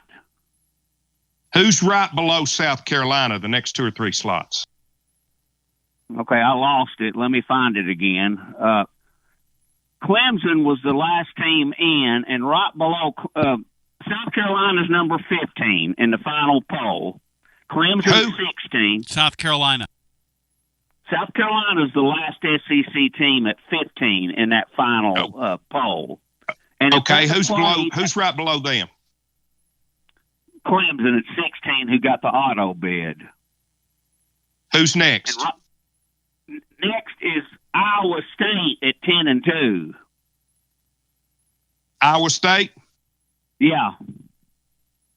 Nobody's going to convince me that if South Carolina loses in that playoff thing, that Iowa State doesn't jump them, and you lose a team in the playoffs. I agree. I agree with you, Vino. Because South Carolina would now be 9-4, and Iowa State would be sitting there. Well, they'd have to play their own playing game too, but if they're 11-2, yeah, they'll jump South Carolina if they lose to us. Yeah, you're right. That's a risk. That's a risk right there. See, I don't like that. These people are they are greedy enough to make these coaches and these administrators go through. I'm talking about the school presidents now and these athletes after you've played a season to go ahead and risk their season on a playing game. That's how greedy they are. It's just how they think. It's who they are. They would climb all over you to get another nickel out of your pocket, shake you and shake your pant legs, see if they could get some lint out of your pocket. They don't care.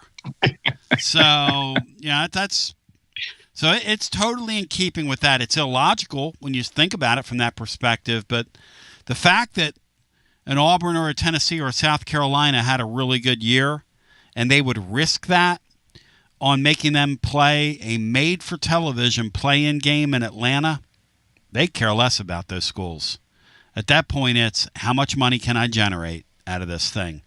And you know what, Bino? I think eventually they're going to do that. I think if they go to 16, they're eventually going to do that. Would be where I'd lean. Even though Sankey's not talking about it right now. I think eventually that's where this thing heads when they go to 16. Yeah. But interesting stuff, W. Lynn. Anything else for us? Yeah, the other thing is I'm against this playing stuff, but if we're going to do that, let's use the last 10 days of August to play all-night games, and we would have this on Thanksgiving weekend for all-day Friday and all-day Saturday after Thanksgiving. You'd really have the beginning of the playoffs. That would be November Thanksgiving madness. That's what it would be. Well, W. Lynn, I could both eat and drink to that because that sounds like a great idea to me. Got to use the last part of August. Nobody else is using it, really. The heck with NFL preseason. Just make them night games so people aren't collapsing out there. Yeah, it's a really good idea, Bino. Take week 0 and make it week 0, in other words. Thank you, W. Lynn.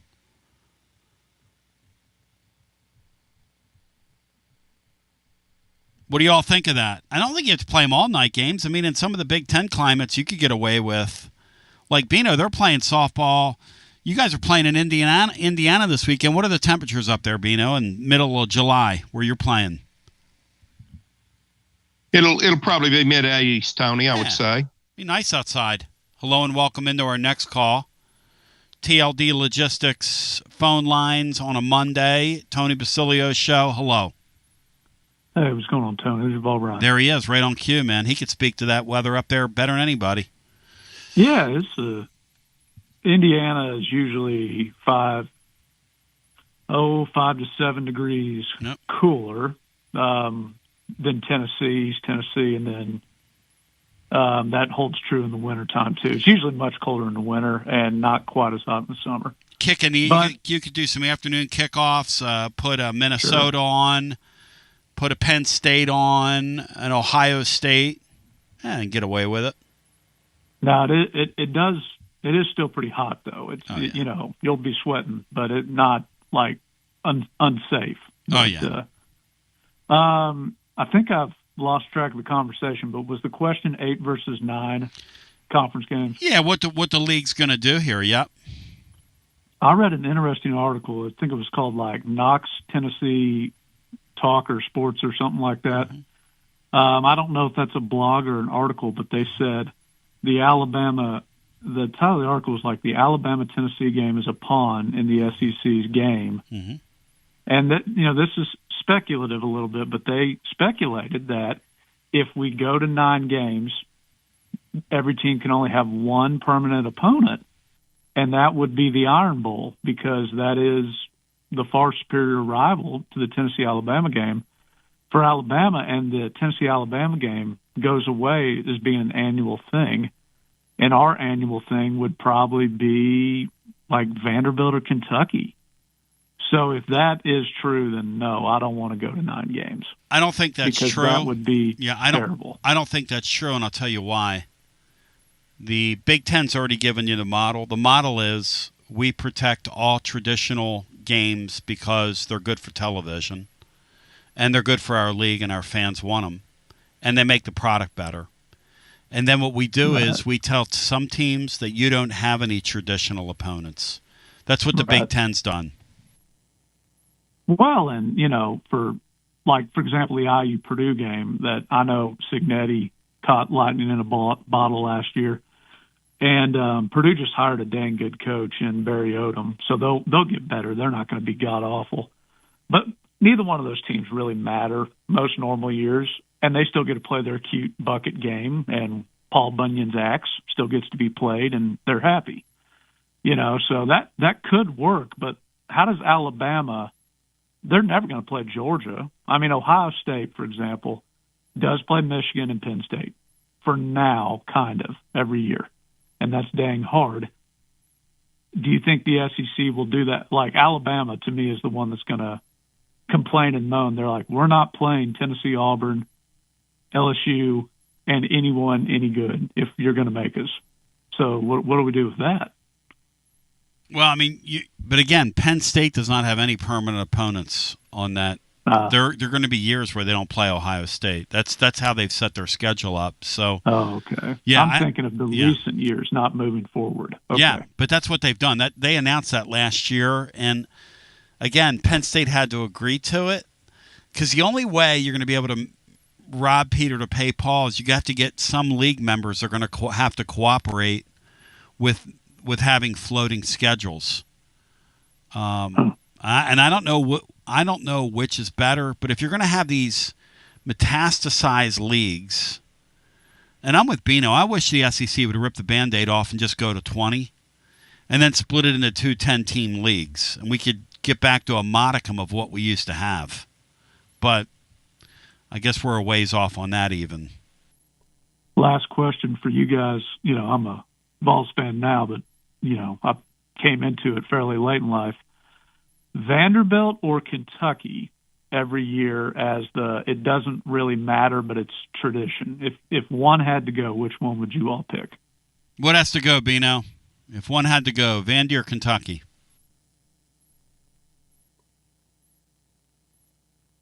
Wow.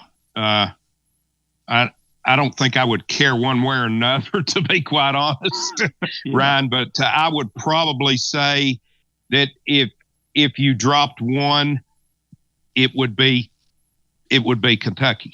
How about you, Brian? And you would keep Vandy. How about you, Brian? I'll say Kentucky.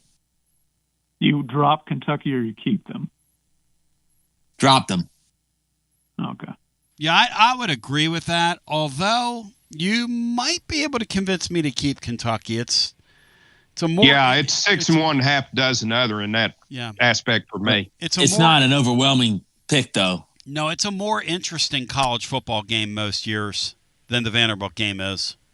Yes, it is. I would, if it was me. Now I'm, new to the party because I went to law school at UT. That's the source of my fandom. Kentucky has way more fun fans. They're so much fun to party with before. They're like they're good old Appalachian and Southern folks like Tennessee fans. Yep. They have beautiful women up there. I know people make fun of Kentucky. Got really pretty girls at the University of Kentucky. And it's not as embarrassing if you lose to them. So if it was me, all those factors, goodbye, Vandy. I get nothing out of that game. You gain nothing. All that makes perfect sense. Yep. I totally agree. You make a good that. case. Thank you. Yeah, if Vanderbilt wasn't in Nashville, we didn't share lawmakers with the people in Nashville. See, I think there would be a real outcry if the Vanderbilt football game annually went away. The teams in the same state will ever be separated because you can't have Alabama, Auburn. You can't have two teams in the same league in the same state not play each other. Yeah, I think that's right, Bri. But that'll never, ever happen. But whole lot more Tennessee fans, obviously, in that Nashville area, too. You'd be taking a game away from them where basically they just go down the street and sit where they want to. That's a good point. But when it comes to most Tennessee fans, I think most Tennessee fans could care less about that Vanderbilt game. Yeah, I agree. I mean, we're 75 years from George Caffago's and close to 100 years away from when General Nealon was commissioned with "You got to beat Vanderbilt." That's why he was hired. So, and Vanderbilt's made it pretty meaningless, except when Butchie Boy was here, and you got to give Butchie Boy a lot of credit for that. As we continue with more, we'll get some more calls in after this. Next week with your Knoxville Smokies is huge. Who's ready for Christmas? Well, good, because Santa, Mrs. Claus, and the whole gang will be warming up at Covenant Health Park on Friday. Wrestling night with live matches after the game on Saturday, and bring those kiddos out to meet Peppa Pig on Sunday. I'm Peppa Pig. Grab your tickets now at SmokiesBaseball.com. Knoxville Smokies. Whether it's baseball, football, softball, church groups, or schools, if you're raising money, do it with locally roasted Grade A Grounds coffee. I'm Billy Miller, a Vol alum and Knoxville native. You keep 40% of sales, and we donate 5% back to our East Tennessee community. Get started today by visiting our website at gradeagrounds.com. Since 2001, Pipe Wrench Plumbing, Heating, and Cooling has been the trusted and preferred name for over 70,000 Knoxville locals. Looking for expert plumbing services and HVAC services, including repairs, replacements, or maintenance. Voted best plumber in Knoxville and one of Knoxville's best HVAC companies 7 years in a row. Pipe Wrench is a fully licensed mechanical contractor and committed to excellence and craftsmanship, so you can trust our certified experts to go above and beyond to meet your plumbing and HVAC needs, no matter what problem arises. We also make it easy with transparent pricing, free on-site estimates for replacements, and free second opinions on repairs. And if budgets are tight, we offer flexible payment plans including 0% financing with credit approval. Be sure to ask about our 10-plus year warranties that are 2 times longer than industry standards, so you don't spend a cent on unexpected costs in the future. So call Pipe Wrench at 865-264-8090 or look online at pipewrench.com to schedule your appointment today. And as always, same-day service guaranteed, or the visit is free. Hi, I'm Jim Simpson, owner of Simpson Meats. When's the last time you grilled a really good burger or steak? One your friends still talk about. Our goal at Simpson Meats is to make that happen every time you have a cookout. All of our cuts of meats, steaks, burgers, briskets, and pork are always fresh, flavorful, and sustainably sourced. We are family owned, so we know the importance of knowing how and where your food is raised. We have been putting quality first since 1888. Visit our butcher shop off Lovell Road or online at simpsonmeats.com. Life never stops moving. And between the 30-minute commutes, daycare pickups, weekly soccer practice, Tuesday night yoga, X number of coffee runs, and that weekend trip to Grandma's, you're racking up the miles. What you need is a tire that can keep up. A tire designed for doers. A tire that's going to last. Like the exceptionally long-lasting Michelin Defender tire. With an 80,000-mile warranty and the safety and comfort you expect, you can forget all about the miles ahead and focus on getting to your destination or conquering your to-do list. Fleet Tire, I-275 exit 1B at East Woodland Avenue in Knoxville. That's Fleet Tire, I-275 exit 1B at East Woodland Avenue in Knoxville. Fleet Tire. Basilio here for Budget Transmissions. TGMD, the great Matt Dixon, took his Ford Escape to budget, and like our Gold Bullet back in the day, it was a total mess. And now, Matt's back in the game. He's got a new transmission, axle, wheel bearing, both radiator hoses, engine mounts, coolant hoses. I mean, his Ford Escape was about to escape to the junkyard, but he didn't begrudge it. He took it to budget, and now he's on his way back to Omaha. Budget Transmissions, over 30 years in business, conveniently located in Bearden. All extended service contracts are honored. A gold certified Repair Pal member. 865-584-4391. 865-584-4391. Budget Transmissions. Don't begrudge it. Take it to budget. Hey there, Basilio family. Jennifer Morris here with Keller Williams Realty. The countdown to fall football is on. Is your fall plan missing the perfect home to watch the Vols make another playoff run? If a new view is on your game day checklist, I'm ready to help you find it. Don't wait until kickoff. Give me a call today at 865-694-5904 or visit my website at nextmovesmokymountains.com. That's nextmovesmokymountains.com, and go Vols. Tony B here with the great Zakai Ziegler for Advent. Hey, whoa. Tony, I got this. Hey, Tennessee, it's Easy here. Next time you have an electric issue at your home or business, call my friends at Advent Electric. With offices in Knoxville and Nashville, it's Mama's Easy approved. You heard it from the most electrifying player in the league. Call the service professionals at Advent Electric, 865-588-0631. Online, adventelectric.com. Tell them ZZ sent you. It's always magnificent. Mondays on the Basilio Show, presented by our friends at Fleet Tire. I-275 exit 1B at East Woodland Avenue in Knoxville. Fleet Tire, I-275 exit 1B at East Woodland Avenue in Knoxville. And now, back to B. Tony B back with you. The Major League Baseball draft is back underway. And Bri, the hits just keep on coming for Tennessee. This is a hit in a bad way. Tell us about it. Yeah, Niagara right-handed pitcher Matt Barr has been taken by the Minnesota Twins in the fourth round, and he was 10-0 with a 1.74 ERA. And again, the rule of thumb is this. When you see a guy go off the board today in the first 10 rounds, you can pretty much almost guarantee that they're going to sign with professional baseball. And here's why. Since 2020, only 10 players total. That's 2 per draft on average. Only 2 per draft don't sign in the first 10 rounds. The other round to worry about is that 11th round. The 11th round is what they call almost like a bonus round. The bonus round, the way that works is you can take guys and sign them way above their slot value there. You can do whatever you want in that bonus. It was like a free roll round. So whoever's left.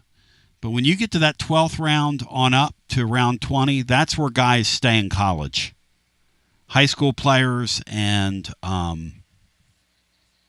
etc. and others. So Tennessee is going to be holding their breath on Henry Ford today. Who knows what's going to happen there? But let's go back to the phones. 865-200-5402. The top of the draft last night was crazy. And again, with Major League Baseball, even in the first round, they're thinking 2 and 3 picks ahead. Instead of getting the best possible player when you have that number 1 draft pick. The Holiday kid told the 3 teams that were ahead of the Rockies, don't dare draft me. And he had already agreed to a contract with the Rockies. Bino, in what other sport does that happen in? None that I know of, Tony. Okay. Because I would draft him, and I would tell his father and him, you either report or you go ahead and go off to college. But I'm calling your bluff. You're the best player available, and we're going to take you. And Scott Boras can live with it. And so could Boris Karloff, for that matter. But let's get our next call in. Hello. I think Eli Manning pulled that off in the NFL draft. He did. It was very sickening when he did it. Yep. He did. But it's obviously slotting and that kind of thing comes far more into play in baseball draft than other places. And in yesteryear, John Elway pulled it off too. He used Major League Baseball to keep Robert Irsay away at that point from taking him. Or was it Jim Irsay? Who was the Irsay that when the Colts the Colts? It would have been the father of the guy who just died, I think. That would have been Robert. Robert Irsay, yeah. I was right the first time. Trust your first instincts. Hello and welcome in to our next call on our TLD Logistics phone lines. Hi, you're on the air. Bino, Tony, 2 days in a row. There he is, Richie. We must be doing a good job, buddy, if we elicited a call from a great caller like you twice in a row. Well, I don't know about that, but it happened to be kind of what we talked about on Friday. I think we're sticking with 8. There's no question after listening to him talk, they're staying with 8. So, here's another question, and I think most people, we talked about Kentucky versus Vanderbilt, and I think that obviously the in-state rivalries are going to stay. I don't think you're going to see a pure 1 versus 7. I think you're going to see some sort of, some teams are going to play more than others. Here's my question: assuming we lose one at Vanderbilt and Kentucky, I know for a lot of people this is kind of a no-duh question, but what about between Florida and Georgia? Because, like I said, I think for a lot of people, Florida is their number one rival, but I want to point out that I don't know that they necessarily feel the same way, especially like Florida fans that aren't in Tennessee. And, I can tell you this, being from Georgia, they like beating us, and they like playing us. And it's not just, the people that live right on the border either. That's a terrific series down through the years, that Georgia series. Bino, how do you answer that if you had to choose one? Yeah, it's an odd situation, Richie, because for a lot of my fanhood, we didn't play either one of them very often. Yep. So, in 92, all of a sudden, both of those teams are annual opponents for us. So our history with them is pretty close. For me, I would probably rather keep Georgia, but that's real close for me for different reasons than the Vandy Kentucky. The Vandy Kentucky, I could care less. The Georgia Florida, I'm not sure which of those I dislike most. How about you, Bri? Would you keep Florida or Georgia if I made you choose?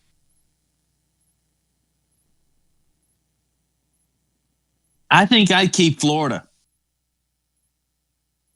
But that's really close, too. I mean, that's just, it's not a real, it's like 60-40. Those are great questions. They are. 55-50. 55-50, I've got it, 105%. I keep Georgia over Florida. Florida's trash. And the reason I think I would keep Georgia, too, I would prefer to keep Georgia, it's kind of it's psychological. I think that even though we've lost to them, 8 or 9 straight years with Georgia, I don't think there's that psychological component with Georgia that there is with Florida. It's always kind of been a psychologically a disadvantaged series for Tennessee because of when we played them, when they beat us, when we didn't beat them. And for whatever reason with Georgia, people don't get their, for lack of a better, there's not a good way of saying this that doesn't sound offensive.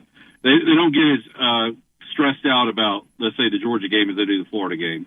Whereas Florida comes into that game, Florida comes into that game loose, and Tennessee does not. Whereas with Georgia, it's pretty much the same. I just think, and Richie, thank you. Stay right there, in fact. We're going to do a TLD Logistics Overdrive overtime very quickly, and then I'm going to record a piece that's going to appear over exclusively on our YouTube channel So like and subscribe, and then click on the notifications. You're going to start seeing a lot more content from us there. With regards to what we're dropping, which is knowledge. To the radio listener, I love you. I appreciate you. Have a great day. The conversation continues at tclub.team. WJBE 1040 AM, 99.7 FM. Translator W259AB. Powell, Knoxville. It's TLD Logistics Overdrive Overtime. I think, from my perspective, guys, and this is just me, it's TLD Logistics Overdrive Overtime, presented by TLD Logistics. Online at tldlogistics.com. For me, it comes down to proximity and aesthetics. And now let's go to the guys with today's edition of TLD Logistics Overdrive Overtime. I think the Georgia series is better football than the Tennessee-Florida series for proximity reasons and aesthetics reasons, guys. We share it certainly hadn't been better recently. Well, we share a border with them. It hasn't been competitive. What are you talking about? That it hadn't been very competitive recently, though. Yeah, but you can't worry about that when you're making these types of decisions, because the worm always turns. I just think you're better served if you play a team that's within 4 hours of you that you can get to, and they can come to you, you can come to them. It's sort of the essence of what we do with Southern college football versus those white trash hillbilly redneck Yankees from Gainesville, Florida, who are scummy with ugly uniforms. And I think the other thing that you got to consider too with Florida, and like what I was trying to kind of get to, is there's a lot of Florida fans. There's some Florida fans here, but I don't think we're the clear-cut number 2 or even number 3 rival for them. Yep. I think Georgia and Florida State are obviously ahead of Tennessee. I think LSU's probably at least on par with Tennessee. Yep. And to be perfectly honest, if they played Miami on any kind of regular basis like they used to, they would be ahead of us too. And maybe even Auburn, if you go back really old school. Whereas with Georgia, I can tell you that Tech and maybe Florida are ahead of us. And Auburn is a traditional rivalry, but it's kind of like a nicey kind of rivalry, whereas they really hate us. They don't want to admit that they do, but living there, and if you live in Chattanooga and you live in Cleveland, you know what I'm talking about. And even anywhere north of Atlanta, Tennessee really gets under their skin, more so than it does Florida fans, even with the fact that they've beaten us 8 or 9 straight years. At least that's been my experience, and maybe somebody can tell me something completely different, and their experience is different. But I think it's a more equal footing as far as we affect them as much as they affect us. Whereas with Florida, it is very unequal. So, Bino, do you agree with me? I mean, those base people from Florida, those commoners, those plebes, they're disgusting, Bino. They're gauche. I mean, they suck. I can't stand those people. And let's get away from them. While we've got a chance, let's get away from those people. I'm going to distance myself from those comments, Tony. I still would choose the Georgia rivalry, and the tiebreaker is basically that they're a bordering state, which you said. Complete and total white trash. No offense to them. I mean, just get away from them. Just, we're better than they are. We are better than they are. I'm sick of them. Aren't you? Richie, aren't you sick of them? I wouldn't miss that series at all. I'm not going as far as to say I don't want to play them. I'm just saying if you had to choose between the two, I mean, if it was my preference, we would play Florida, Georgia, Alabama, Vanderbilt, and Kentucky every year. But that's not going to happen in this new whatever we end up with.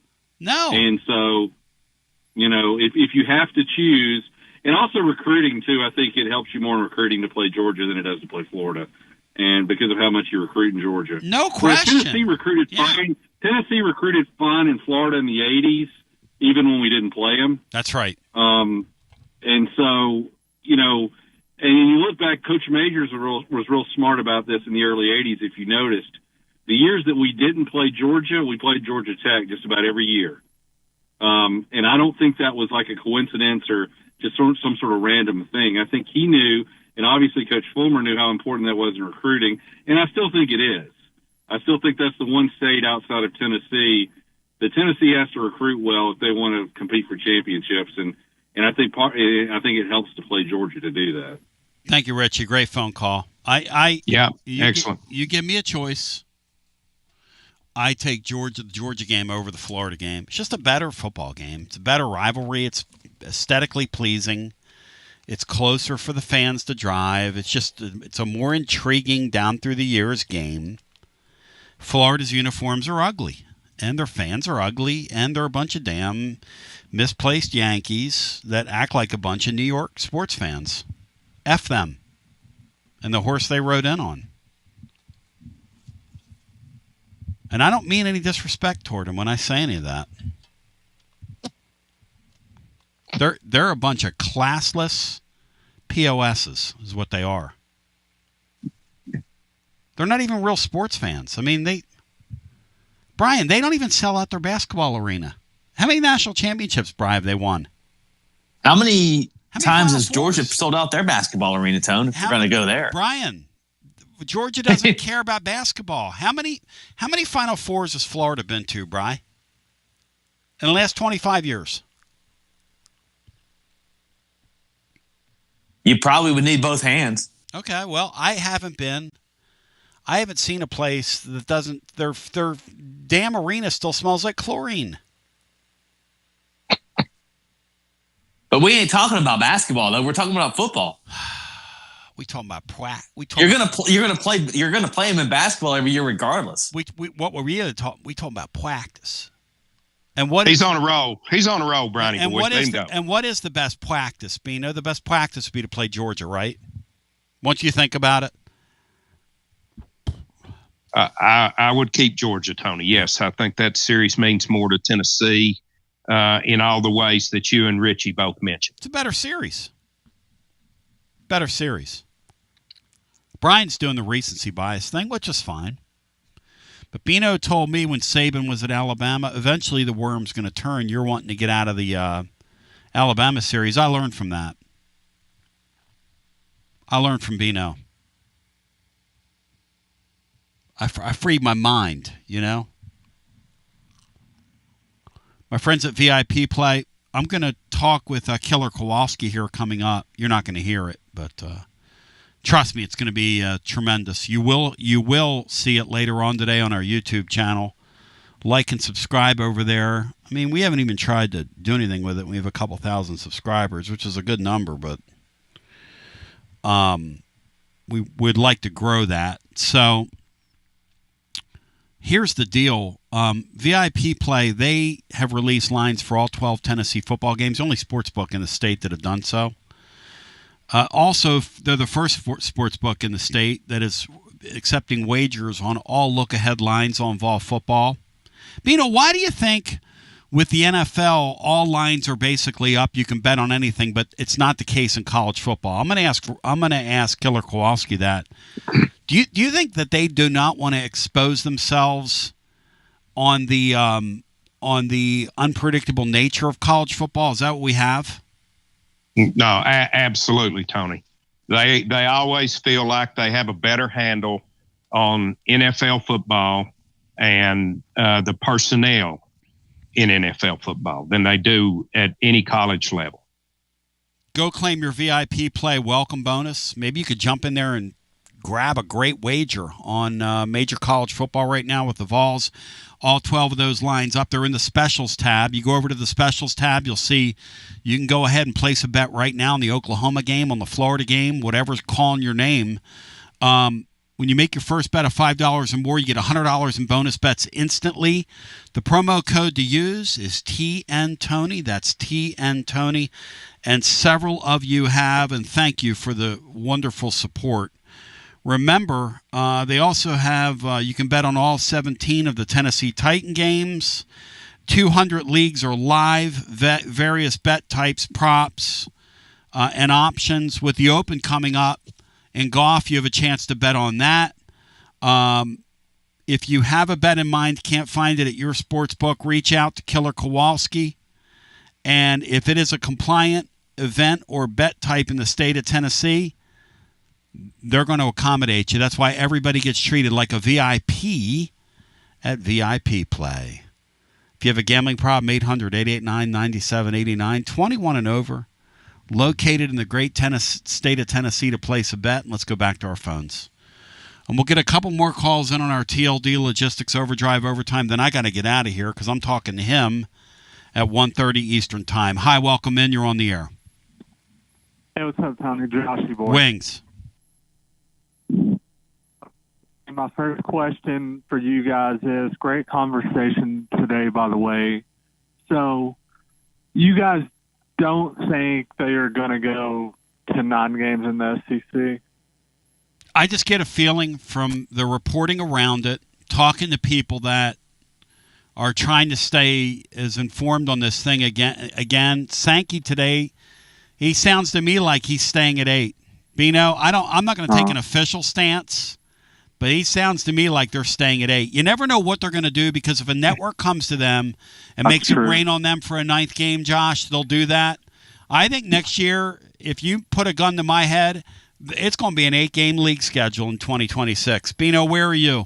I feel the same, Joshy. I think he laid out his case today for staying at 8. But it might be that he laid his case out because he's communicating to the TV networks that, hey. Absolutely. Absolutely. This is where we are today because you people have not given us a reason to go to 9. Yeah. Yeah. Yeah, I agree with that. I watched some of the clips of his press conference this morning.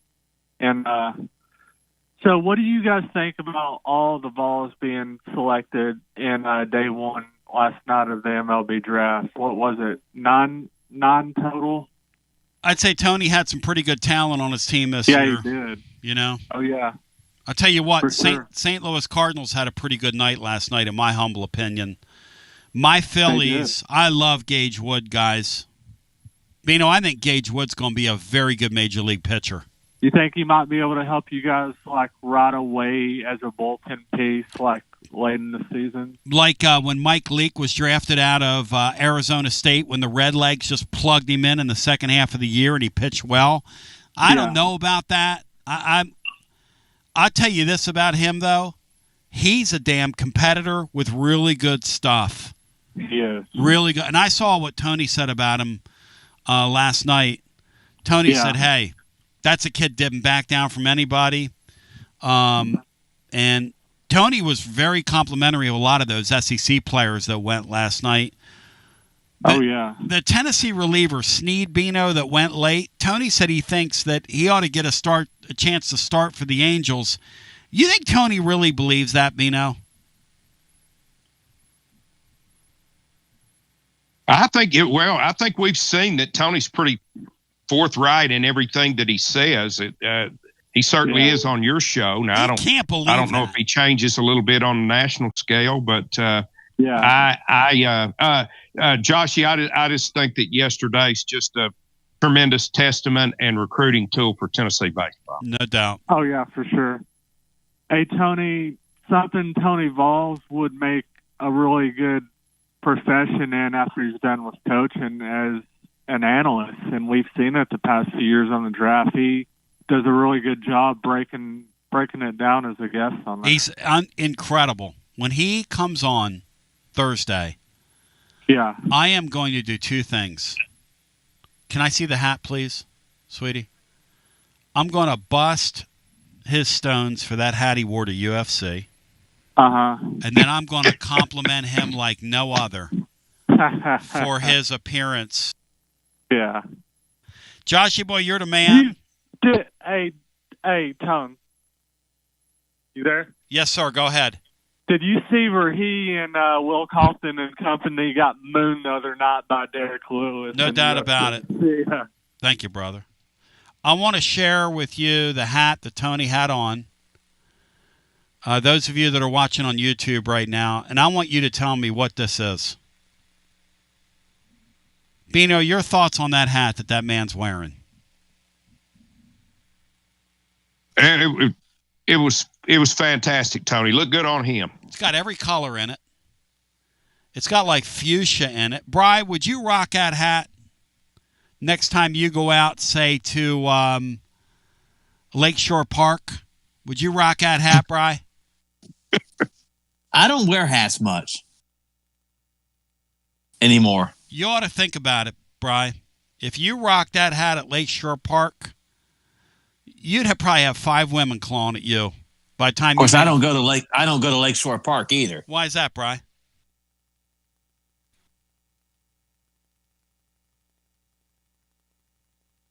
You ought to go to Lakeshore Park. It gives me the creeps. Let's go back to our phones at 865-200-5402. Tony Vitello, I'm going to tell you something. First of all, I'm looking at his beard right now. I'm just going to take his picture apart. You look so natural, nobody can tell. It's just for men gel. Tony needs a little just for men in that beard. Last night, I'm not a big expert on his appearance. Did he shave his beard for last night, guys, or did he still have the beard on the MLB Network? Bride, he still has it. Does he still have it? He trims it back, I'm sure. Well, now I'm going to keep in the shot over for our YouTubers. I'm going to keep. In fact, I might fly Tony Vols in today when I'm talking to Killer Kowalski and ask him what he thinks of it. If he'd put a line on that hat, Bino. What do you think? What do you think, Killer Kowalski? What line would you put on that hat, Bino? That hat's at least -10. Yeah, I think that's probably a -350 hat. Yeah, to the other people that were on hold, I can't get to you because I love you. But I had to do a little bit on Tony's hat. Tony looks like, I'm telling you, Jimi Hendrix circa Band of Gypsies. And I'm looking at his eyes. He looks... yeah. Hey, Beanstar, I love you. You're my guy. Hey, Tony, you guys have a great week, and I'll talk to you next Monday. No, you talk to me Friday, Bina. I'll talk to you Monday, Tony. You're not going to give me your tiered teams on Friday, Bino? Your team of tiers? Can you call in with them from the field? When's your first game, Beanstar? Where did Beanstar go? Damn, Bino left us, Bri. How about that? He hung up on us. I mean, shit, Bino. Wow. It's good to know where you stand. Whew, wow, that was rough, man. Bino was pissed off there. I hope we didn't cross a bridge with him. Till we meet again, for all those behind the scenes, I love you. I appreciate you. The video with Killer Kowalski drops later today on our YouTube channel. Check it out. They'll tell a friend, you'll tell 2 friends, and so on and so on. And also, we've got some videos up there with Phil Steele that we've cut up, including, if you haven't heard this, Phil Steele talking about why Tennessee's in the 40s, and basically admits it's a mistake in his magazine. But we love you. We appreciate you. Peace. TLD Logistics, online at tldlogistics.com. If you're a driver and you're looking for a new opportunity, they want to talk to you. They've got some great incentives going right now at TLD Logistics, online at tldlogistics.com. For Bri, for Bino, my name's Tony. We love you. We appreciate you. We thank you. G to the B to the O. And where the hell did you go, Bino? Peace. How about Bino just slamming it down on us there? What was that about?